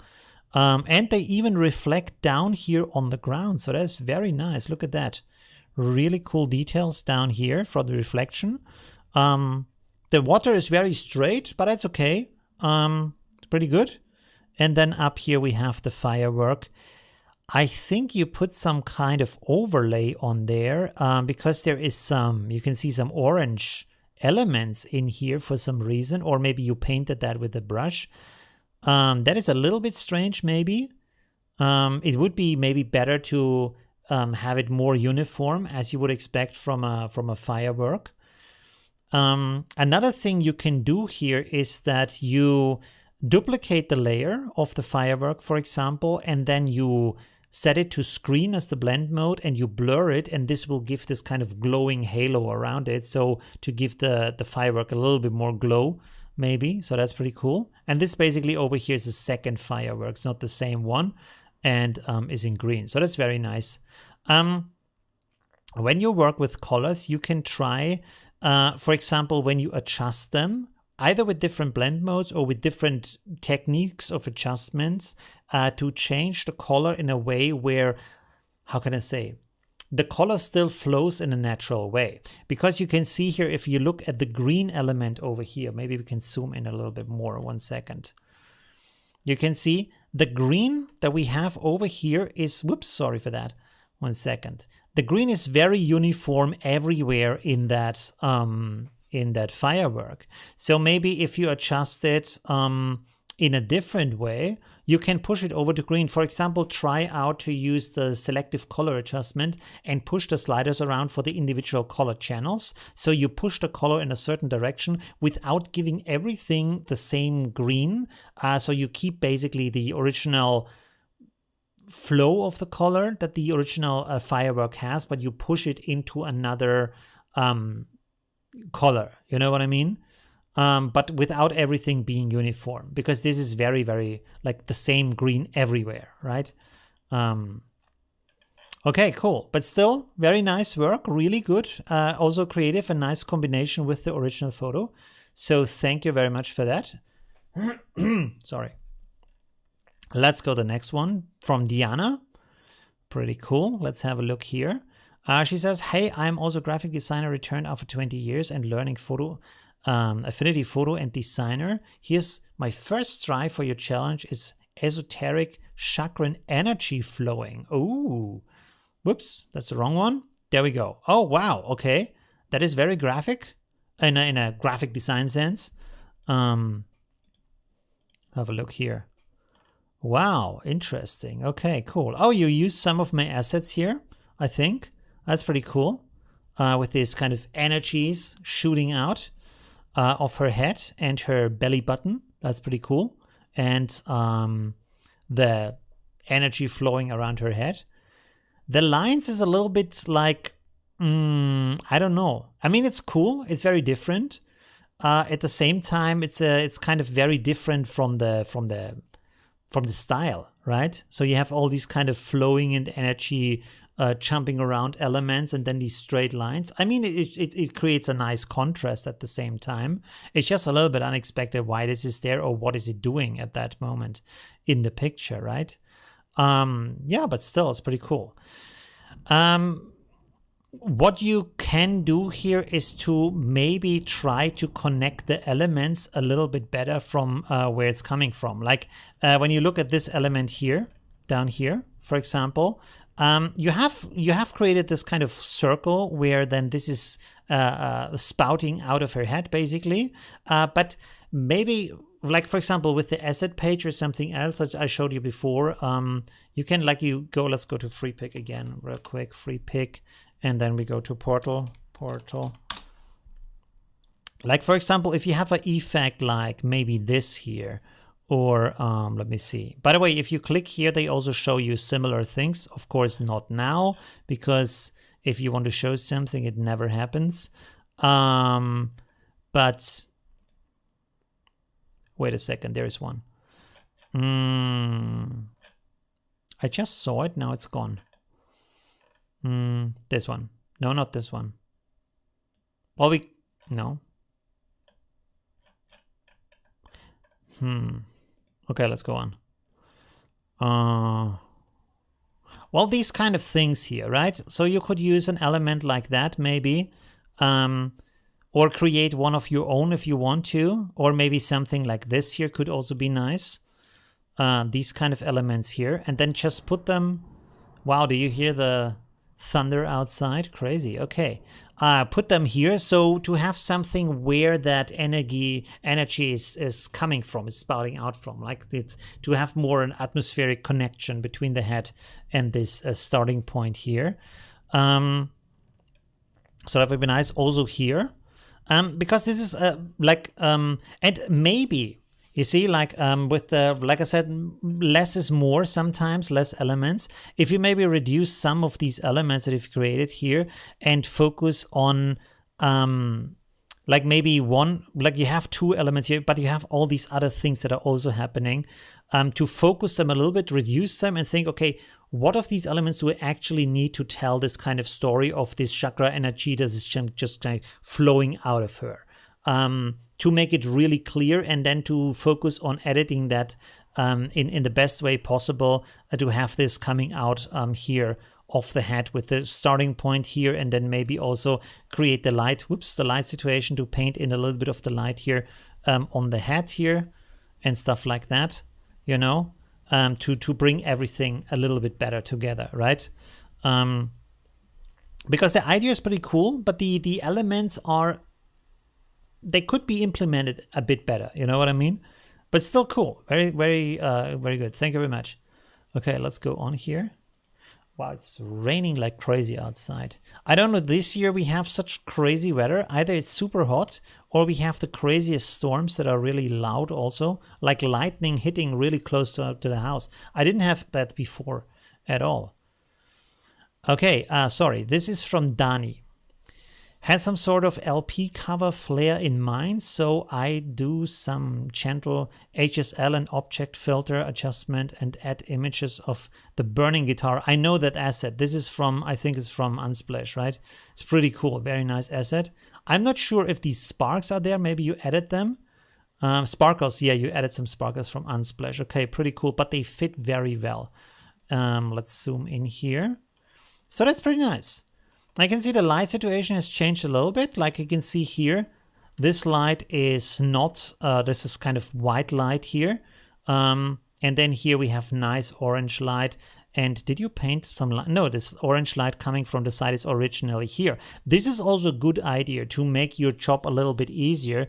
This is for my list basically, try to use resources that already have the light situation that you want to use in your picture. That makes it so much easier if that is already there. Like if the light is coming from the wrong side, or in a different way, or too harsh or too soft, and you want to combine it, and you have to then paint the shadows and the highlights and the light situation, the light color, it's getting super complex. So when you say, I want to have a picture that is on a day with soft light because it's an overcast, but then I find the resources from a sunny day with hard light on it and really harsh shadow and really harsh light, it's kind of impossible to combine them. So think about that when you think about the theme, when you think about the elements you want to combine, what kind of light situation is happening there, right? So, and where is the light coming from? Maybe what light color is already there in the picture, and this makes it so much easier, right? So we have already some orange light here on the right side in the original picture, and then we have a burning orange guitar that has the same orange light coming from the right side. So this is pretty good, right? Probably the light that would come from this very large guitar would be brighter than what we see here. So maybe you can paint in a little bit more of the light on that side, also here down on the leg and stuff like that. But still, it's a good starting point, and it looks convincing, even though it's not as intense as you would think from the guitar and from the closeness of the guitar, but still pretty cool, right? So this is a good starting point. This is also something to keep in mind. It doesn't have to be perfect the first time. Don't compare yourself to the people who are really good out there. You can be impressed by them. They can be your idols, but don't think you can do their work no matter how much time you invest. And this is also something important to understand. If you have someone who's really, really good, if you sit there for a month, 2 months, 6 months and work on that work, it is still not going to be as good as that person is going to do in probably one afternoon, because you just don't have the ability to do it like that. No matter how much time you invest, this is really important to understand. Time is not the important factor here. The skill is the important factor, right? So just be happy with the things you can create and try to be a little bit better next time.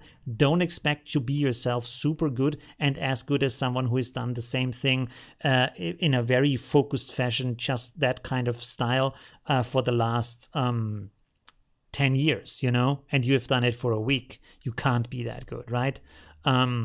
Also, like, for example, again, if we go and think about Benny Productions, he's really cool at what he's doing. But when you look at his work, everything is in the same way, in the same style. Of course, he's doing some medieval and he's doing some sci-fi and some horror, but all has the same artistic style, all uses the same kind of techniques, because that is his thing. And he's super focused and very, very trained in that kind of thing. He's not doing something else. And this is why he's so good at that, right? So this is also important to keep in mind, that the people who are really good at something mostly only can do that one thing, but really, really good, right? Like, to understand it in another way, if you go to a really good sushi restaurant, you don't think they can make good pizza. Even if they have been cooks for 30 years and are the best cooks on the planet for sushi, does not mean they can make a good pizza or a good cup of coffee. Even that, you know, the best coffee, whatever, barista can do that, but not the sushi guy, right? So keep that in mind. Okay. Anyways, let's go back here. Thank you very much, Dani. Really cool work. Let's go on. Let's keep that open. We can close this here. Oh, from Russell. There we go. Pretty cool. What does Russell say? Replace the front wheel of the car. Change the color of the car and the color of the girl's top. Ooh, really? Oh, yeah. Okay, cool. The girl's top being an orange-red color was too similar, so went for the opposite color for a better contrast, put the headlights on, added the moon and trees, various color toning, some softening, and finished a Nick Collection Color Effects Pro 4.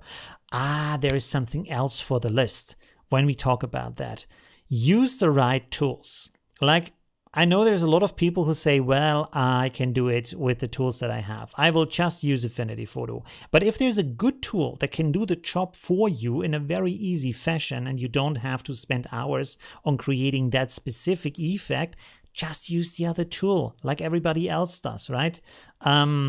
like you don't think like for example, when they make a movie or something else and they find some effect or something that is exactly what they need, they are not going to use that. They are just building it from scratch. No, they just use that one thing where they find it. This is often why when you look, for example, like movie props or stuff like that, it's just some like household appliance, and then they just color it pink or silver, and suddenly it's a sci-fi gun or something else, you know, because that's an easy way to do that, right? If you look at all these behind the scenes films, you will see that they facilitate any kind of technique, any kind of tool they can find to create these kind of amazing effects. And they are more concerned and focused with finding out how to create an amazing effect with that rather than creating it from scratch. So they try to find the best people and the best tools and then combine them and to create the most amazing result, right? So that's really also important. If Nik Collection helps you, use Nik Collection, you know, or any kind of other tool. Don't think you have to do it yourself all the way, you know. Okay, let's have a look at that. So that's pretty cool. Wow. Let me look at the original picture. What did you do here? So we have this grass ground here, and there's the car, and then it's just black behind. Okay, cool. And what did you do? Like, you made the grass ground really bright. That's really impressive. How did you make it so bright and so realistically bright too? That is really nice. Okay, there's a shadow coming from that side. Okay, cool. Interesting. We have the moon, and you even have some trees here. So it's really nice how you put that in there. It fits from the perspective and from the atmosphere. That is really cool. And also you have this kind of two-color rule, because it's just everything up here is blue and everything down here is either red or orange. Like it's in the same color space basically, right? And same color neighborhood, orange and red. You know, so that's very nice. Also, the headlights, they look very nice and realistic. Very cool. Really, really like it. So that turned out really amazing. Wow. Very impressive. Really cool. Very nice. This is a huge change to the original picture. And at the same time, it's very impressive. Very, very nice. Really like it. And you're right about the top. That's really good. Because if you also change the color of the car from green to red, you can see here we have a green car, and there we have a red car with a yellow top, which is also a nice color combination. So that's pretty cool. And you see, like, this is also nice because if you had a green car here, then you would have more colors than necessary, right? And suddenly everything is like a how do you say? What do you call it?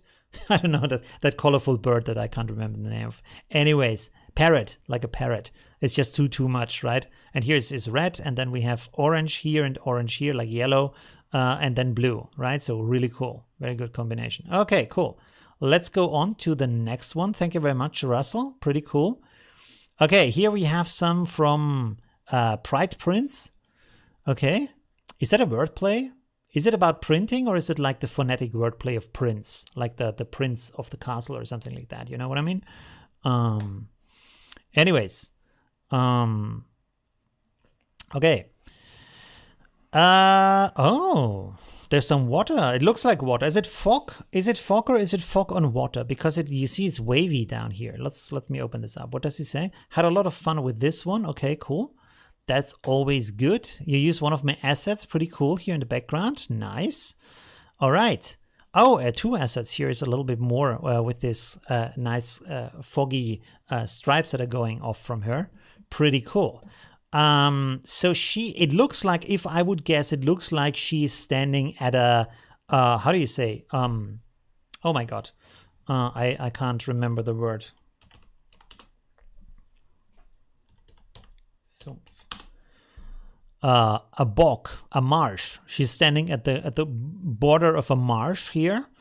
So very spooky with the green light that fits really good together. And you can see that also this is a spooky green. It's not a nice green or a happy green. It's a spooky green. So that's pretty cool. We have some fog creeping up her legs here. So very nice. And this kind of water, she's almost falling into the water. So very nice setup. And then we have this here. And this is kind of, I don't know what exactly that is. So this is an element where I would need a little bit more information in the way it's presented. So it's red, and it's kind of a scary, bloody monster red. So I guess this is a monster behind her. I'm not sure if she's connected to the monster, if the monster wants to eat her or attack her, stuff like that. So it would be good if there would be some, like, there would be a little bit more information here, right?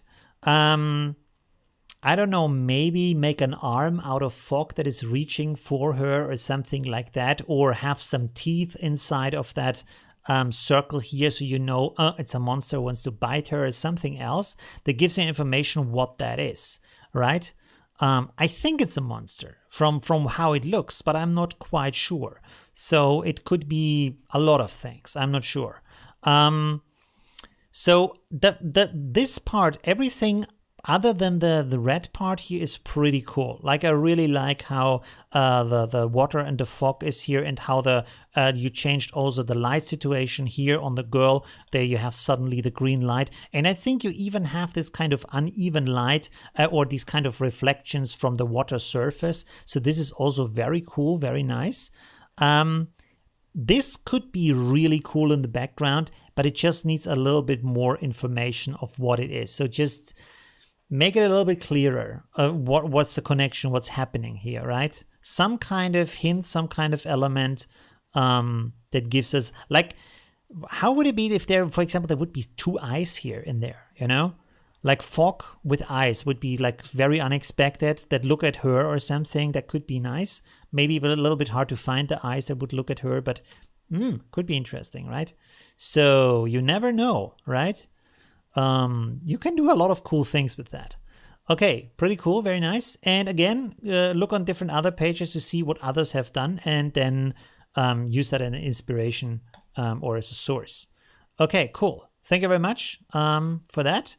Let's go on for the next one here. Ooh, wow. Marilyn has created some really cool stuff here. Wow, okay. This is a nice pack. Oh, thank you. So these are elements from the pack, pretty cool. Very helpful to boost one's creativity. This is what I've come up with. I want to call it Angel of Fire. Oh, interesting. Very nice. Okay, so this is the Angel of Fire. I can see what you went for, what the idea is here. But you need a little bit better like combination of the elements, right? And how to, how can I say, how you put them in there. And how can I say, also the overall, like if you say it's an Angel of Fire, maybe try to find some wings that you could put behind her, and you can put then maybe these wings a little bit on fire, right? And have these kind of, these light lines here, light effects kind of enhance that element of the wings, you know what I mean? Like, for example, let me see what I've created here. Like I said, I was not happy with that work. I will either abandon it or work some more on that. I'm not sure, but let me see here. Where is that? There we go. This one? Yes, this one. So these are some, and I played around with different positions of the wings. Like, for example, we have these wings here that are just going sideways, and then we have also these four wings. And then originally I had planned to have the wings like this. Could also be nice. And then as you can see here from this mask here, this light effect is basically coming from down here and then going behind the wing, going in front of her. Maybe we can see that here. 1 second. Let me pull this on here. I think I moved them a little bit. Oh no, you can see this here a little bit. It's not 100% there, but you can see how this is going behind the wing. I moved that wing afterwards. You can see how the mask is down here. And then it's coming off behind the wing in front of her, and then going again behind the wing, and then moving up here again behind her head. So, but the mask has moved, so it doesn't work anymore. And originally it was planned to be on a different background also. Just tried to have, like, this could also be like an impressive background with this kind of two planets here in the background. But you have to do some more work to integrate it better. Or this one here, or this one. I don't know. There's a lot of combinations here. But here, for example, you have a nice contrast between the blue background and then the pink in the front. So you can see the elements a lot more clear and how they are combined with each other, right? So maybe that could be, this is maybe not too bad. Maybe I should finish this one. Anyways, let's go back to your work. Oh, the chat. I forgot about the chat. I'm sorry about that. Hi, Jana. Thanks for joining. You're in the garden right now? Really? Here it's raining and it's in the middle of the night. Shari says, same weather happening in the US Midwest. Yeah, it's crazy. The weather is getting really like intense lately. Diana says in Ireland it is raining also at the moment. Wow, okay. And Russell says, used the living lightning tool. The living lightning tool? What is that? Is there a lightning tool in Nick collection? I'm not sure about that. Anyways, what were we talking about? Okay, the work from, oh my God, where's the work? Where did I put that? Here. Okay, cool. Yeah, so think about that maybe a bit more. Like I like it that from the hands and these flames around her head, that's pretty nice. You maybe want to paint on some light here. And this is again like, it's getting a little bit difficult with the light situation if you want to do that, if you want to paint the lines in here so it looks like these hands are burning and her face is burning and stuff like that. That can be complex. But for example, if you would have the wings and then put the flames on the wings and then only have these lines of light around her or somewhere close to her, there is less of light shining on her. So you don't need to have so intense light effects, and you can paint maybe a little bit more light on her, change the light color on her a little bit more, like we have seen on the other pictures, and that might be already enough, right? So it's a good starting point, but the implementation of the elements needs a bit more work, right? But the idea is nice, and also the combination is nice. It's just like how the elements are there. That's kind of basic still, but maybe as a beginner, that's still good, right? You have to start somewhere, so that's pretty okay. Don't worry too much about that. Okay, thank you very much for that. Marilyn, pretty cool. And keep on doing it, right? Don't worry about that. Okay, here is something from Niels. He says, hi, Everett 1 Street. Is that a like a autocorrect? Hi, Everett 1 Street? I'm not sure what that means. Okay, cool. Oh, okay, wow. Very nice. Okay. So he put her on a street with all these night lights in here. That's really nice. That's pretty cool. I think, 1 second. Oh, this is small. No, it's getting bigger. Okay, that's good. It looks almost good, but the perspective is a little bit off in two ways. When you see the buildings behind her and her in the foreground, like, it feels a little bit too close, and also the perspective of the ground and of how the car is sitting on a ground and how the picture is getting, how the perspective is on the ground of the original picture. They are different perspectives, and you can kind of see that. So for the way the photo is taken and where she's sitting in the middle of the street, she's way too big. And the perspective is different. And this is why this looks kind of strange when it's combined with the background. I can see like everything is, the perspective is going back there and kind of going behind the car. But when you look at her and the perspective, how she's sitting on the car, we can see that the guy who's taking the photo would be able to see the horizon in the background, right? So the horizon should not be that low, right? Yeah. So they are photographed from different heights, basically, right? And also from different distances, right? And this is what makes it a little bit like not fitting. But the light situation on its own is pretty cool.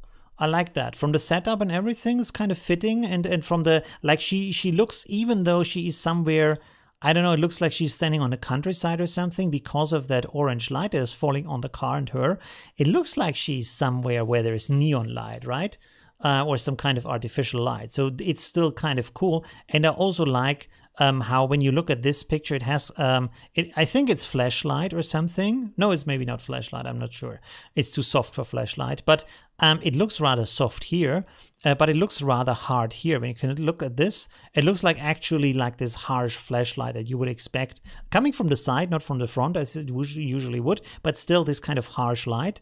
And that kind of fits with the background in a nice way. So I think that the biggest offender here is that the perspectives are not like fitting well together. But like I said, it's kind of hard to find pictures that are fitting together, right? So that's not too easy. Okay, awesome. Thank you very much for that, Niels. Really cool. Thank you for your entry. Oops.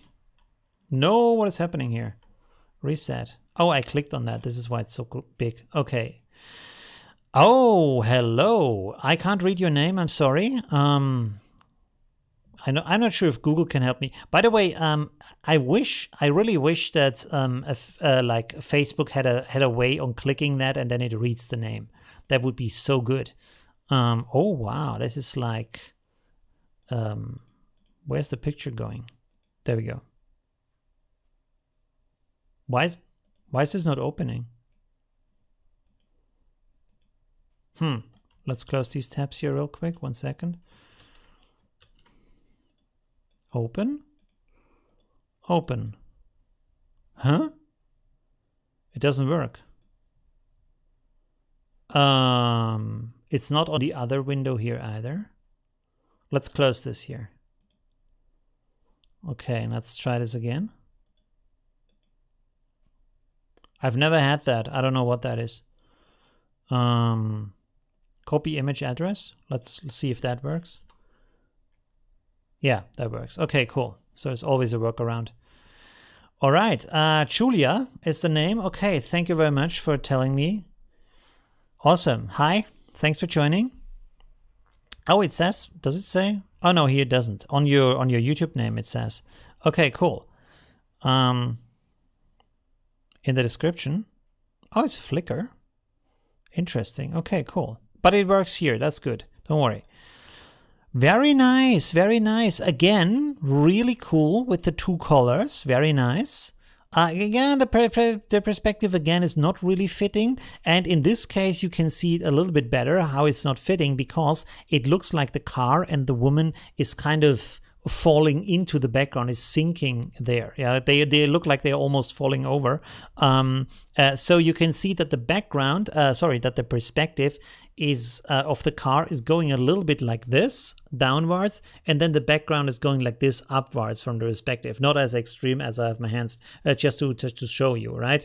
And so again, that is often a problem. It's really kind of hard to find the right elements, but you should look out for that. To combine them in the right way.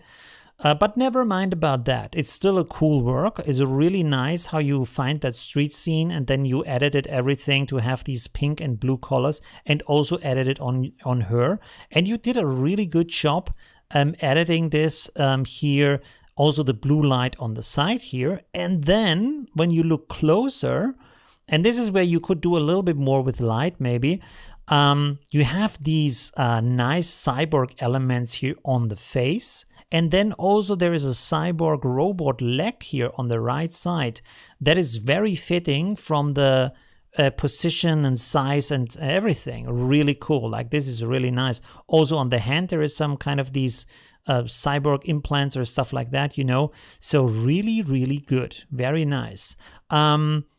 Well, there's even your name in here on the number plate. That's really a very nice detail. So what I meant with the light is it is hard to see the leg. Like you have to really find that to see that. And you could try to think about some kind of way on how could you make the background brighter behind that leg so you get the silhouette. And this is the same thing we talked about before with my astronaut here. If it is like this, you can see I could have done it like this too, but then as you can see, the astronaut is very hard to see and the details are also very hard to see. So because I have it like this, everything, first of all, another thing, when I put it like this, you look here first and then maybe down here. But when you look at like this, if it's like this, you look at the astronaut and the warp at the same time, and then all these lines go out to the gate. So also look at the gate, right? So this is connecting everything a lot better, and you see all the details in the astronaut, not because they are visible like they are in the picture, but because they are now visible because of the high contrast. So try to think about any kind of way on how could you bring some brightness behind her leg, something, you know. I mean, it's kind of hard here to do something, but maybe you could think about maybe this bumper here has some kind of light in there, you know, some kind of neon stripe or stuff like that, that creates a nice light behind it. Or maybe the number plate is illuminated and then you have some kind of light rays a little bit about it, maybe a little bit of fog in the foreground behind her leg that is catching the light, and so suddenly it's bright behind her light and you can see the leg really well, right? The outline of the leg, maybe also the outline of the other leg, you know what I mean? And so this is a lot more apparent. So use these kind of light tricks to just carve out the elements that you want to see, and also you can use it to hide elements you don't want to see. That's also possible. If there's elements that are just obstructive but you can't reduce them, just try to find a way to put them into shadow and have them less bright, and then they just take up less attention. Or maybe desaturate them. This is also a good technique if you want to hide something and you take the color away, because our eyes are attracted by light and by color, because this is what gives us the most information. So these are two ways to hide things: desaturation and like making it darker. Okay, pretty cool. Very, very nice edit. Thank you very much, Julia. Really cool. Okay, let's go on here. Have a look how many more we have. Okay, that's good. We can handle that. Oh, there we go. This is from one of my other packs. Pretty cool. Let me have a look-see here what pack that is. And then maybe I can also promote that a little bit. That would be good. I can't remember, to be honest. What was that? Neon Revolution. Yes, that's it. That was a really cool pack, to be honest. Not just the title. Let me see. Let me get a link here. Oh, I already have the link. I'm sorry. Okay, there we go. So this is that pack. Neon Revolution. There we go. Wow. Pretty awesome. Oh, this is the one. Oh, plus bonus content. I made some extra overlays. By the way, this pack that I made this month will also get some extra overlays. So I created originally 60 overlays, and then I made 20 bonus overlays. I think the people who bought it early became them for free, and now I added this and just made a new price category for this now. You can see all these cool overlays in here. Really, really nice stuff. Wow. I'm always impressed by my own thing when I look back at them. And you see these reflections here, also very nice, pretty cool. I could put my own stuff on free pick, by the way. Maybe, I don't know. Anyways, oh, this is actually from 2 packs. This is from the Lights of Line pack and from the Neon Revolution pack. Let me put that in the chat real quick so you can have a look if you want to. Neon Revolution pack. By the way, I will use my own packs. What is that? I will use my own packs a lot, a lot more in future tutorials, in future live streams. Sorry, my voice is kind of cutting. Because my community, you told me that should be a thing. I shouldn't just create the packs. I should actually also use them in the packs, in the streams. And I often forget about them because I get carried away by talking about new things. You know, I do the packs and then already I'm at the next step. Sorry, we have to talk about the picture. Already almost forgot about that. Mary, thank you very much for posting that. The ones so far are really good. Oh, okay. So she's referring to the other pictures. So there is a lot of stuff going on here. And this, like we talked about before, more is less. So maybe think about what is the thing you want to achieve here. Like I really enjoy how you play around with the different elements. It's nice from the combination of color, like everything is pink and blue. But at the same time, the problem is that there's a lot happening, but we are not sure what exactly is happening. Like, are these like visual design elements that are put on top of the picture, or are they supposed to be at that location happening right there? Because we don't see any light effects, for example, from this triangle on the ground. There is no no specific light situation there that shows that the light is shining in that space, right? And we have this kind of burning light here. This is also from my pack, by the way, and this up here also from the Lines of Light pack. But it's not sure what is going on. The kind of the story is a little bit missing here of what you want to tell. So start with that. Think about how do you want to combine these elements? What are they supposed to do? And then try to figure out how can you tell that story. Again, you can take inspiration from the internet to see how others have done that. And then try to think about the simplest solution or the simplest version of that you can think you can implement with the tools you have, with the assets you have, to make it look good, right? And as a beginner, try to make it as simple as possible and try to just make it maybe just a tiny thing. It doesn't have to be super big, right?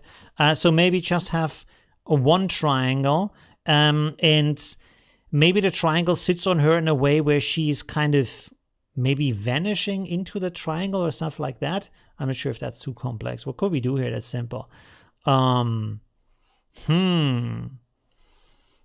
not quite sure, to be honest. But like, I mean, you could, for example, do something where she has this, the glowing triangle is kind of hovering over her head, and then you paint a little bit of light effect on the head so we know it's there. We probably also need a reason for why it's there. Yeah,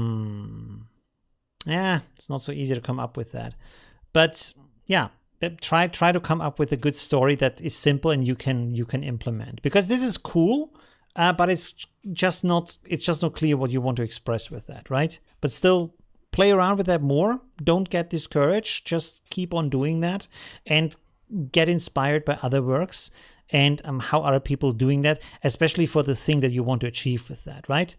So still pretty cool. Keep on doing it and just stay motivated and interested, and then you will improve over time. And especially at the beginning, you're doing some really great steps at getting better. So you have a lot of success and at the beginning. So that's a really cool thing at getting started with something. The next one is from Oliver.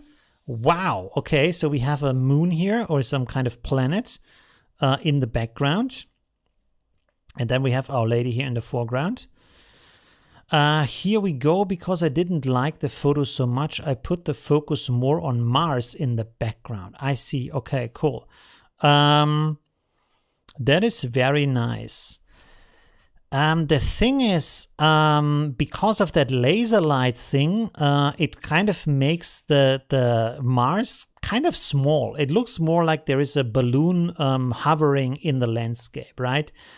So maybe think about how could you integrate it better in the background? If it's further away, like I said, like we said before. So for example, if there's a little bit, for example, what you could do is when you find some clouds that you put in front of that, we know it's in the sky. That is a good way to do that. Or if you have some trees in front of it, or if you have some buildings in front of it, we know that it has to be very big and it has to be far away. This is also a good thing to create size by contrast. So if you want to make something look really big, have something that you know is really big, and then make the other thing a lot bigger. This is the easiest way to make two things, how can I say, get the size from the relation between two things. You know what I mean? So that is an easy way to do that. Another thing, again, is find images where the thing is already happening that you can use. Maybe you find an image with a rising moon over the horizon. Let's go to Unsplash real quick. Unsplash. Moon. Horizon. Let me see. Well,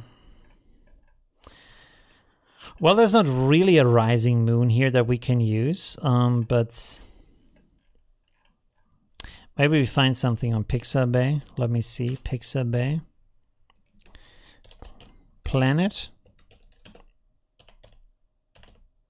Horizon. Yeah, there we go. Look at that. Is that on, oh, that's on iStock. Okay. Never mind that. I mean, we have this stuff here. It's also on iStock. Okay, cool. Let's go to free pick then. There we have it. I know we have it there. Planet. No, I have to write planet. Okay, there we go. There we go. There we go. We have some elements here. There's a horizon here, but it's not coming out of the horizon though. I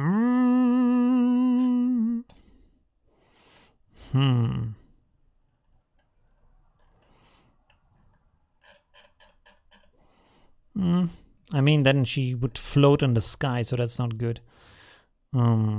This is kind of the thing I'm looking for, but like a photo.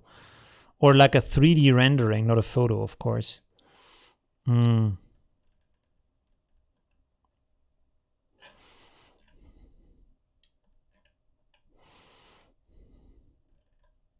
mean, you can also do if you... Ooh.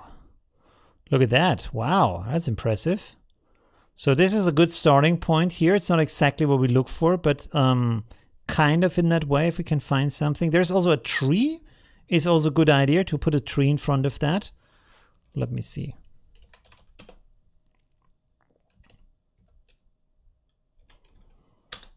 This is not how you write silhouette. Sorry. There we go. There we go. Look at that. We have some tree silhouettes here. So let me just take this one real quick. 1 second. 1 second. Let me take this one here. Put it over here. New from clipboard. Boom. And then we will take this. This is not how you should use it, but I just do it for so it's quicker. Let's go like this. Make this bigger here. Put it over here, and then we say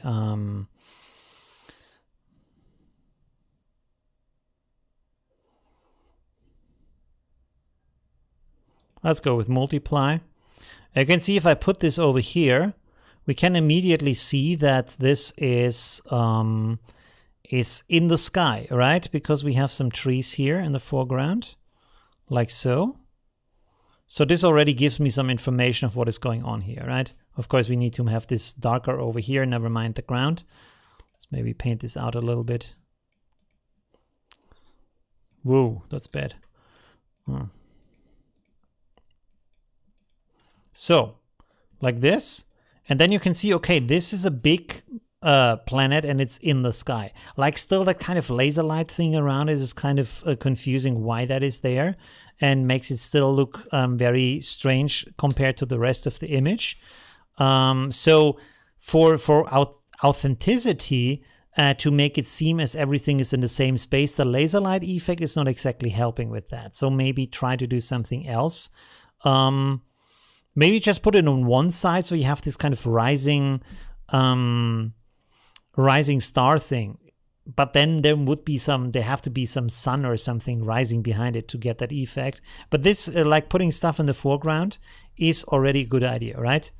To give you a more of a size idea. Okay, let's go on here. So, I mean, I like the color combination, everything. Maybe with the neon light gone and a little bit of trees in the foreground, this would be a lot better as a combination. Okay, thank you very much for that, Oliver. Let's go on to the next one. YouTube didn't send me a notice that you were live. Really? Ooh, interesting.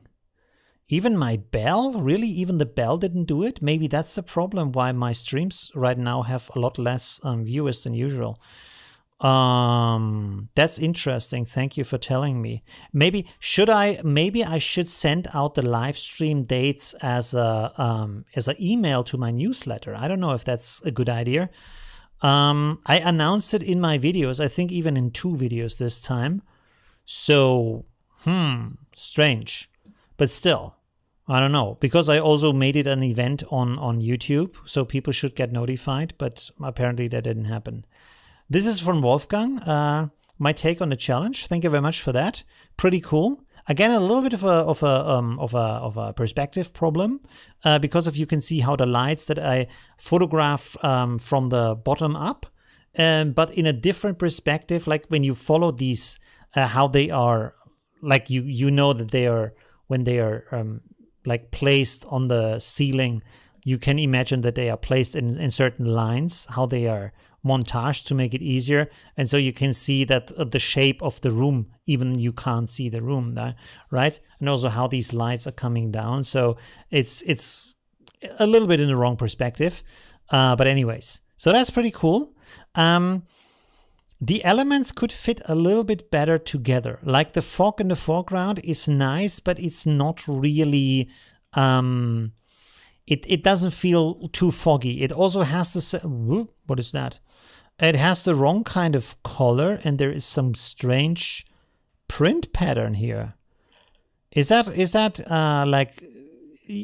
supposed to be like a comic style? Maybe that's what you tried to do, like to make it look like it's a comic book page. That could be it. I guess this is why these how is it called in Affinity Photo? I can't remember right now. I'm sorry. I closed the layers. 1 second. There we go. Come on. Live filters. Halftone. That's what they call it in Affinity Photo. It's halftone effect. Sorry. So the way to make... okay, that's really high resolution. The way to make the fog look better, I would think, is mainly to adjust the colors of the fog a little bit better. Like you can see that the fog has this cool blue light down here, and is also very bright and equally bright in all areas. And then you have this kind of more warm light on her here, this orange light over here. Then there's a little bit of cool light over here. And then this light on the arm here is getting violet, also on her legs. So you have violet light, but then the fog is still this kind of light, cool blue. And then you have orange light. And then in the background, you have this bluish violet light and a little bit of pink light. This pink seems similar to that pink, but it's in the background, not in the foreground. So the lights, and then also in the car is a strong red light, like from a neon light source or something, artificial light source, right? So all of the light situations don't really fit together, and we have too many different kind of light qualities and light colors in there. So if you reduce it to 2 or 3 colors to decide on that, for example, like you could try to say, I split this up into nice neon blue light and neon pink light, right? And so I try to make every surface here that is this kind of orange or red light in this kind of red or pink neon light. And then the rest, like the fog in front of here, and the lights here in the background, I try to have in a similar blue light, right? And then everything would come together in a nicer way, I would think. Yeah. Also with the car and everything, you still have to think about the legs, because the fog can't be different color than the light on the legs. But if you would reduce it like that, you would make the work a lot easier for you with all the colors, and then also have a lot more consistency in the image.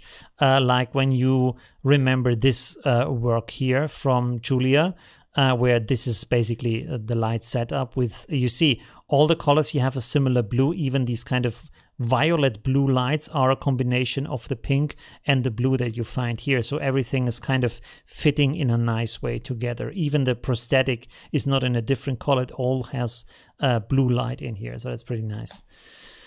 Okay, let's go on. Thank you very much, Wolf, for that. Pretty cool.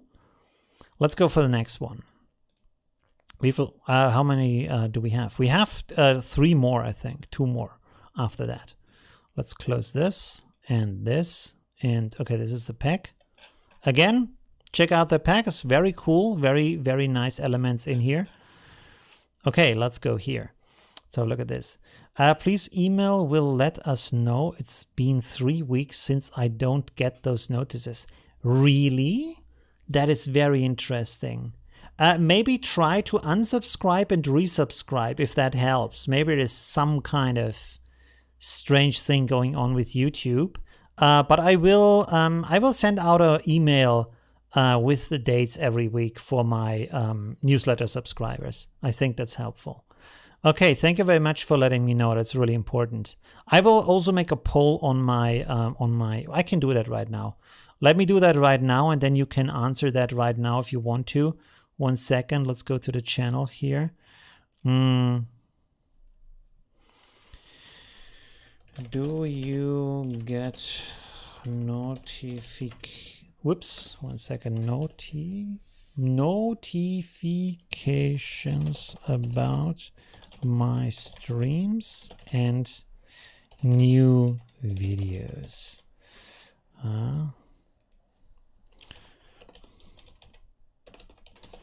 Yes, I do. No, I don't. That's not how you write that. No, I don't. Yes, I do. Okay.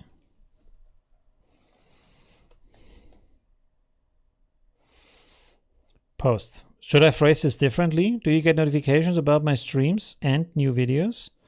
I think that's good enough. It's all kinds of notifications, basically.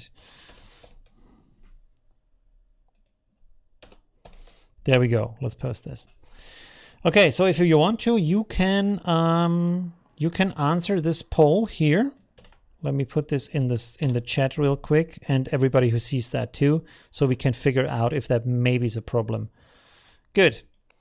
And I will put this into the newsletter too. All right. So, Belusi. 1 second. Komm, Belusa, komm mal her. Ja, Mau, Mau.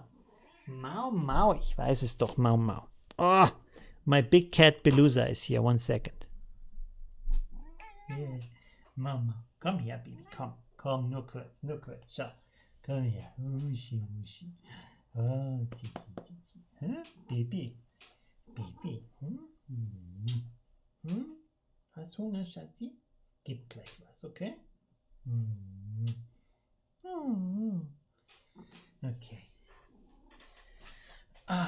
Okay, sorry for that. It's a really big cat. Okay, let's go. This is from Jens. So thank you very much for that. So that is pretty cool because this is the first work where she is taken completely out of the picture and put on a new car. But really cool, the perspective still works. That is pretty impressive. So she sits a little bit sideways, but it's still believable that she's sitting on there. Now, there's a little bit of a downside here, and that is, as you can see down here, if you look at this here, the ambient light on her does not fit the ambient light on the background. So what you can do here is to take the background picture, duplicate it, make an average blur, and then put that average blur layer on her, and reduce it so it's just like on her, and blend it with soft light, and then maybe reduce the opacity of that a little bit, and that should give the ambient light onto her. And then maybe also here make some adjustments, because you can see here that this element here on her legs and the skirt and everything is a little bit brighter. It has less contrast, stuff like that. And also down here you can see in the picture, in the original picture, is getting very dark down here, but the legs are still have this original brightness, original glow on there. Oops, sorry. Okay. I'm such an idiot. Okay. I'm such an idiot. Yeah, let's start again. So this is the work by Jens, and he's the first guy who changed what did I say? Oh yeah, he cut her out and put her in a completely different car. As you can see here, it's still working kind of with the perspective, so that's pretty cool. And like I said, the only thing that's not working here so well is that my microphone is on. Yes. Okay, cool. Is that down here, as you can see, the ambient light is not fitting the background. So it's different kind of lighting situation. Also, this is brighter because of the fog that's on her. For example, you can use maybe dehaze in that area or contrast. So this also has less contrast and less saturation and stuff like that. So you want to work with that. By the way, I will make a tutorial soon on how to change the contrast without changing the saturation, because curves and other tools adjust, when you adjust the contrast, also adjust the saturation of the image, and that could give you better results. So I will show you in the next tutorial how to do that. It's coming very soon. Anyways, so you can see down here, it's very dark in the background picture, but then you have this light coming here onto her feet and everything is still bright down here. So you want to adjust that too and make everything dark down here in that area, right? Okay, cool. So let's go back to this effect here with the lightning, and that's pretty cool. We have some fog here that's intensifying the lightning, so it's also very nice effect. Hi JB, thanks for joining. And we have a blue one and a red one, and that's pretty cool. It's kind of, it's the setup is impressive and the scenario is nice, and it's like it doesn't necessarily need a story in that situation because everything is already pretty cool. And you have these elements, like you have the main character, she's in the middle of the picture, it's hard to miss, and then you have the secondary element, which is the car. There is some lightning, you don't know why, but it's there. It's a cool effect. So everything fits well together, I would say. You also created some light effects here where it's a little bit more blue on the right side, a little bit more red on the left side, or the other way around. Anyways, so that also fits very well together. Down here on the legs, the lightning suddenly is not happening. There's a little bit of red light here, a little bit of blue light here, but that could be a bit stronger. Anyways, there's also what is it called? Like this kind of light ball that you can touch inside of the glass ball, you know what I mean? I always wanted one, but I never bought one for some reason. Maybe I should buy one. Anyways, yeah, so that's pretty cool. It looks like a design element on her shirt. What is it called? Like a corset? I'm not sure what you call that. But it looks pretty cool, and it gives a little bit of extra thing here, and maybe that is also the connection between her and this lightning here. By the way, I'm just thinking you could maybe have some lightning extend for her fingers on both sides here, and then you would have like the connection between her and the lightning, and you would have like go full circle with the story and like just make clear that this lightning is coming out of her hands and she's like the powerful witch or whatever cyber lady who is spreading lightning on her impressive car. So that could be a way to connect the story of the lightning with the main character, right? Because it looks like we have this element here, and because this also has these kind of lightning arms here, it's connecting with this over here. But not completely. And it's also a little bit too small a detail to make it obvious that this is a connection between these lightning elements and these little ones in here. Okay. Whew. Wow. All right. Let's go on. I think we have only one more. What's the stream time? Hey. Oh, no. Oh, no.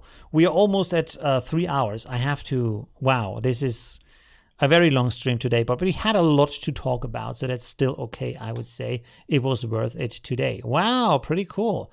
Very nice. I think I know the work that you use on the background. I've seen it. I'm not sure you can use that work, by the way. I'm not sure if that is that work, because I know something that looks very similar to that. That's an artwork from another artist. Maybe he has it on a stock page. I don't know.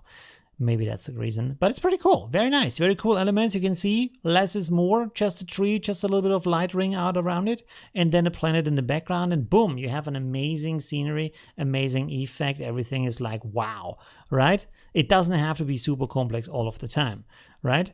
So that's very, very nice. And if you look at this, like for example, the ring of light, like it might be a little bit hard to create it in the right perspective, but I think you can make that happen.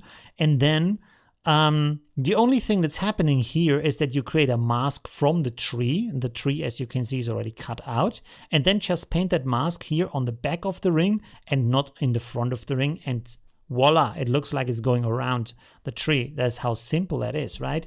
So that is pretty cool.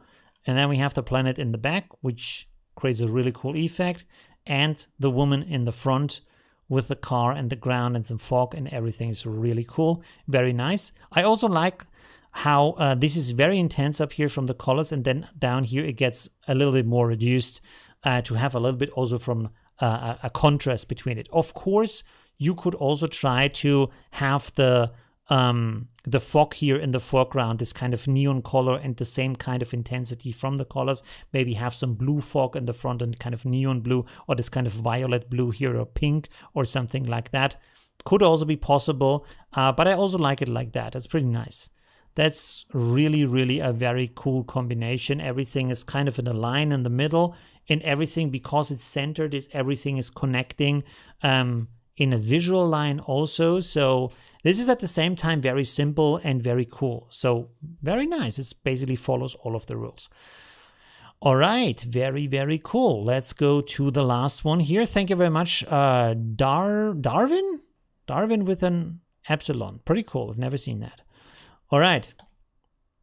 Oh, wow. Okay, cool. So here, Desert Run is the name from Tim. Very nice work. I'm a little bit confused about, I mean, these lines here are not lines, actually, that's bending. But I'm confused about these lines here. What's going on here? And there's some lines here and stuff. Why is her head glowing? So I'm a bit confused about the background. Like the foreground here is really cool with the light and everything, and the light that's coming from the cars and such, and how you made this brighter in the foreground. Wait a second. Let me check something real quick here.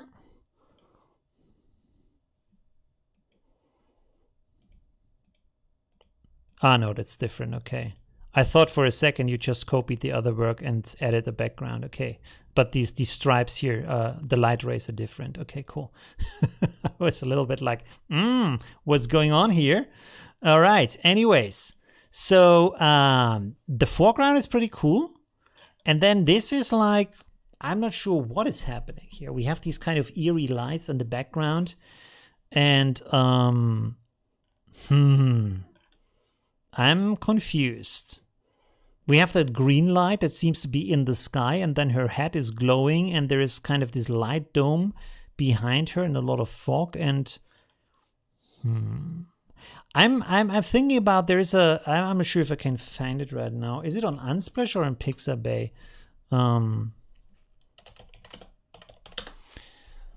This, no, not this one. There's another one very similar to this one. Where there's some hands coming through the fog, and it looks really cool. Wait, maybe it's, let me see. Holy crap, what's that? Some good works here too. That's not it. Let me go to Pixabay real quick.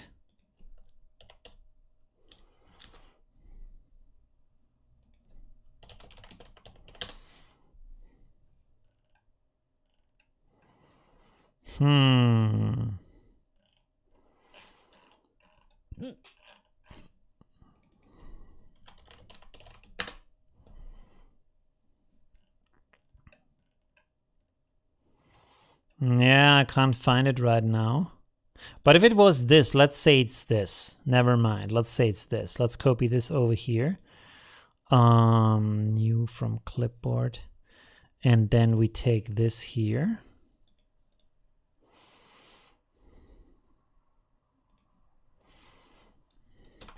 And we put that in the background. That could maybe be really cool. Yeah, like that maybe, you see? Like this. Let's make a mask here.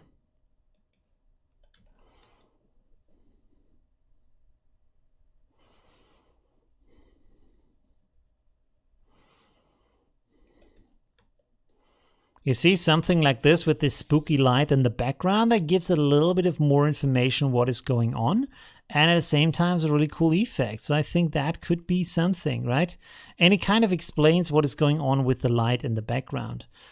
It doesn't really give a good idea what the connection is between her and the creature in the background, but it gives more information about the eerie light in the background. So maybe still this kind of light that she has around her head needs to be a little bit different. Maybe give some more information of what else is happening in the picture. But that is, I feel like that is a better explanation, a better reason to have that fog in the background. And at the same time, it's a very easy and impressive effect to create for the picture, right?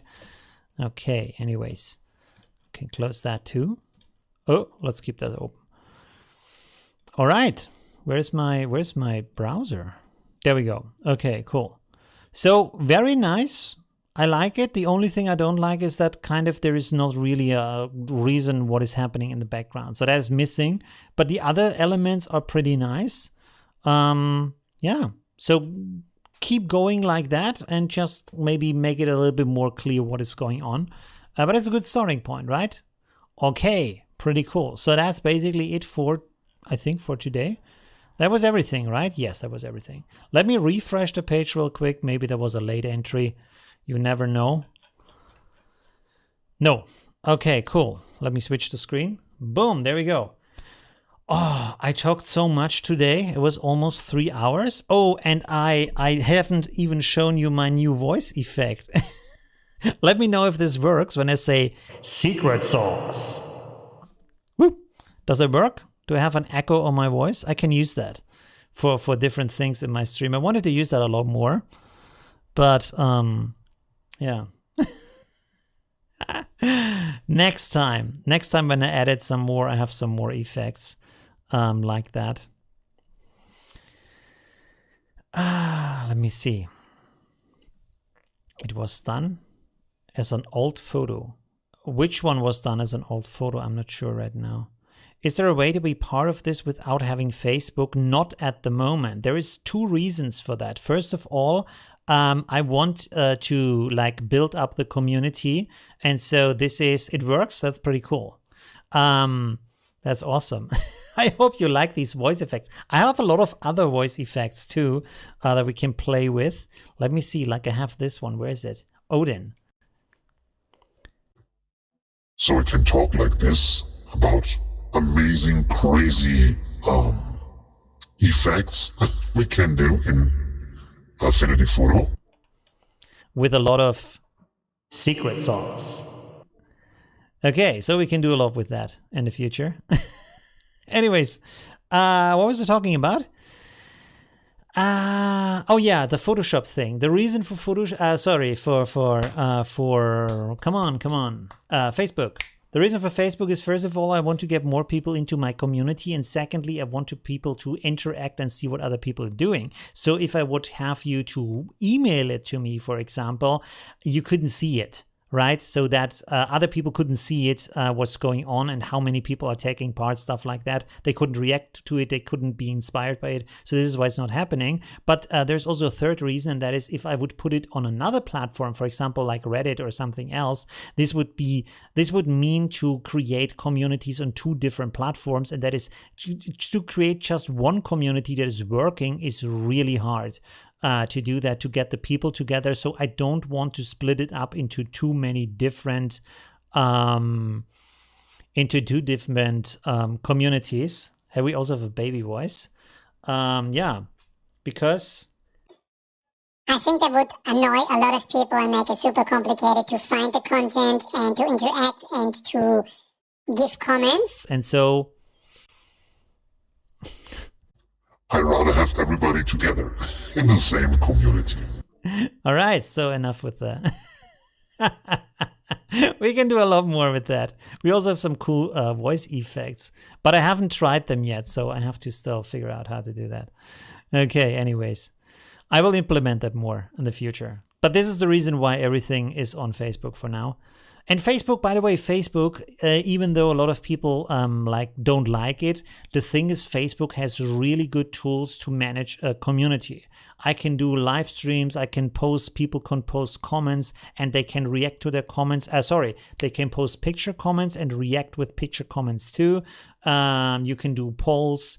There's a lot of things you can do there. You can tag things, you can highlight them, you can pin them, you can... lots of things, right? Just lots of things that you can do. So it's really, really nice to have a community on Facebook, right?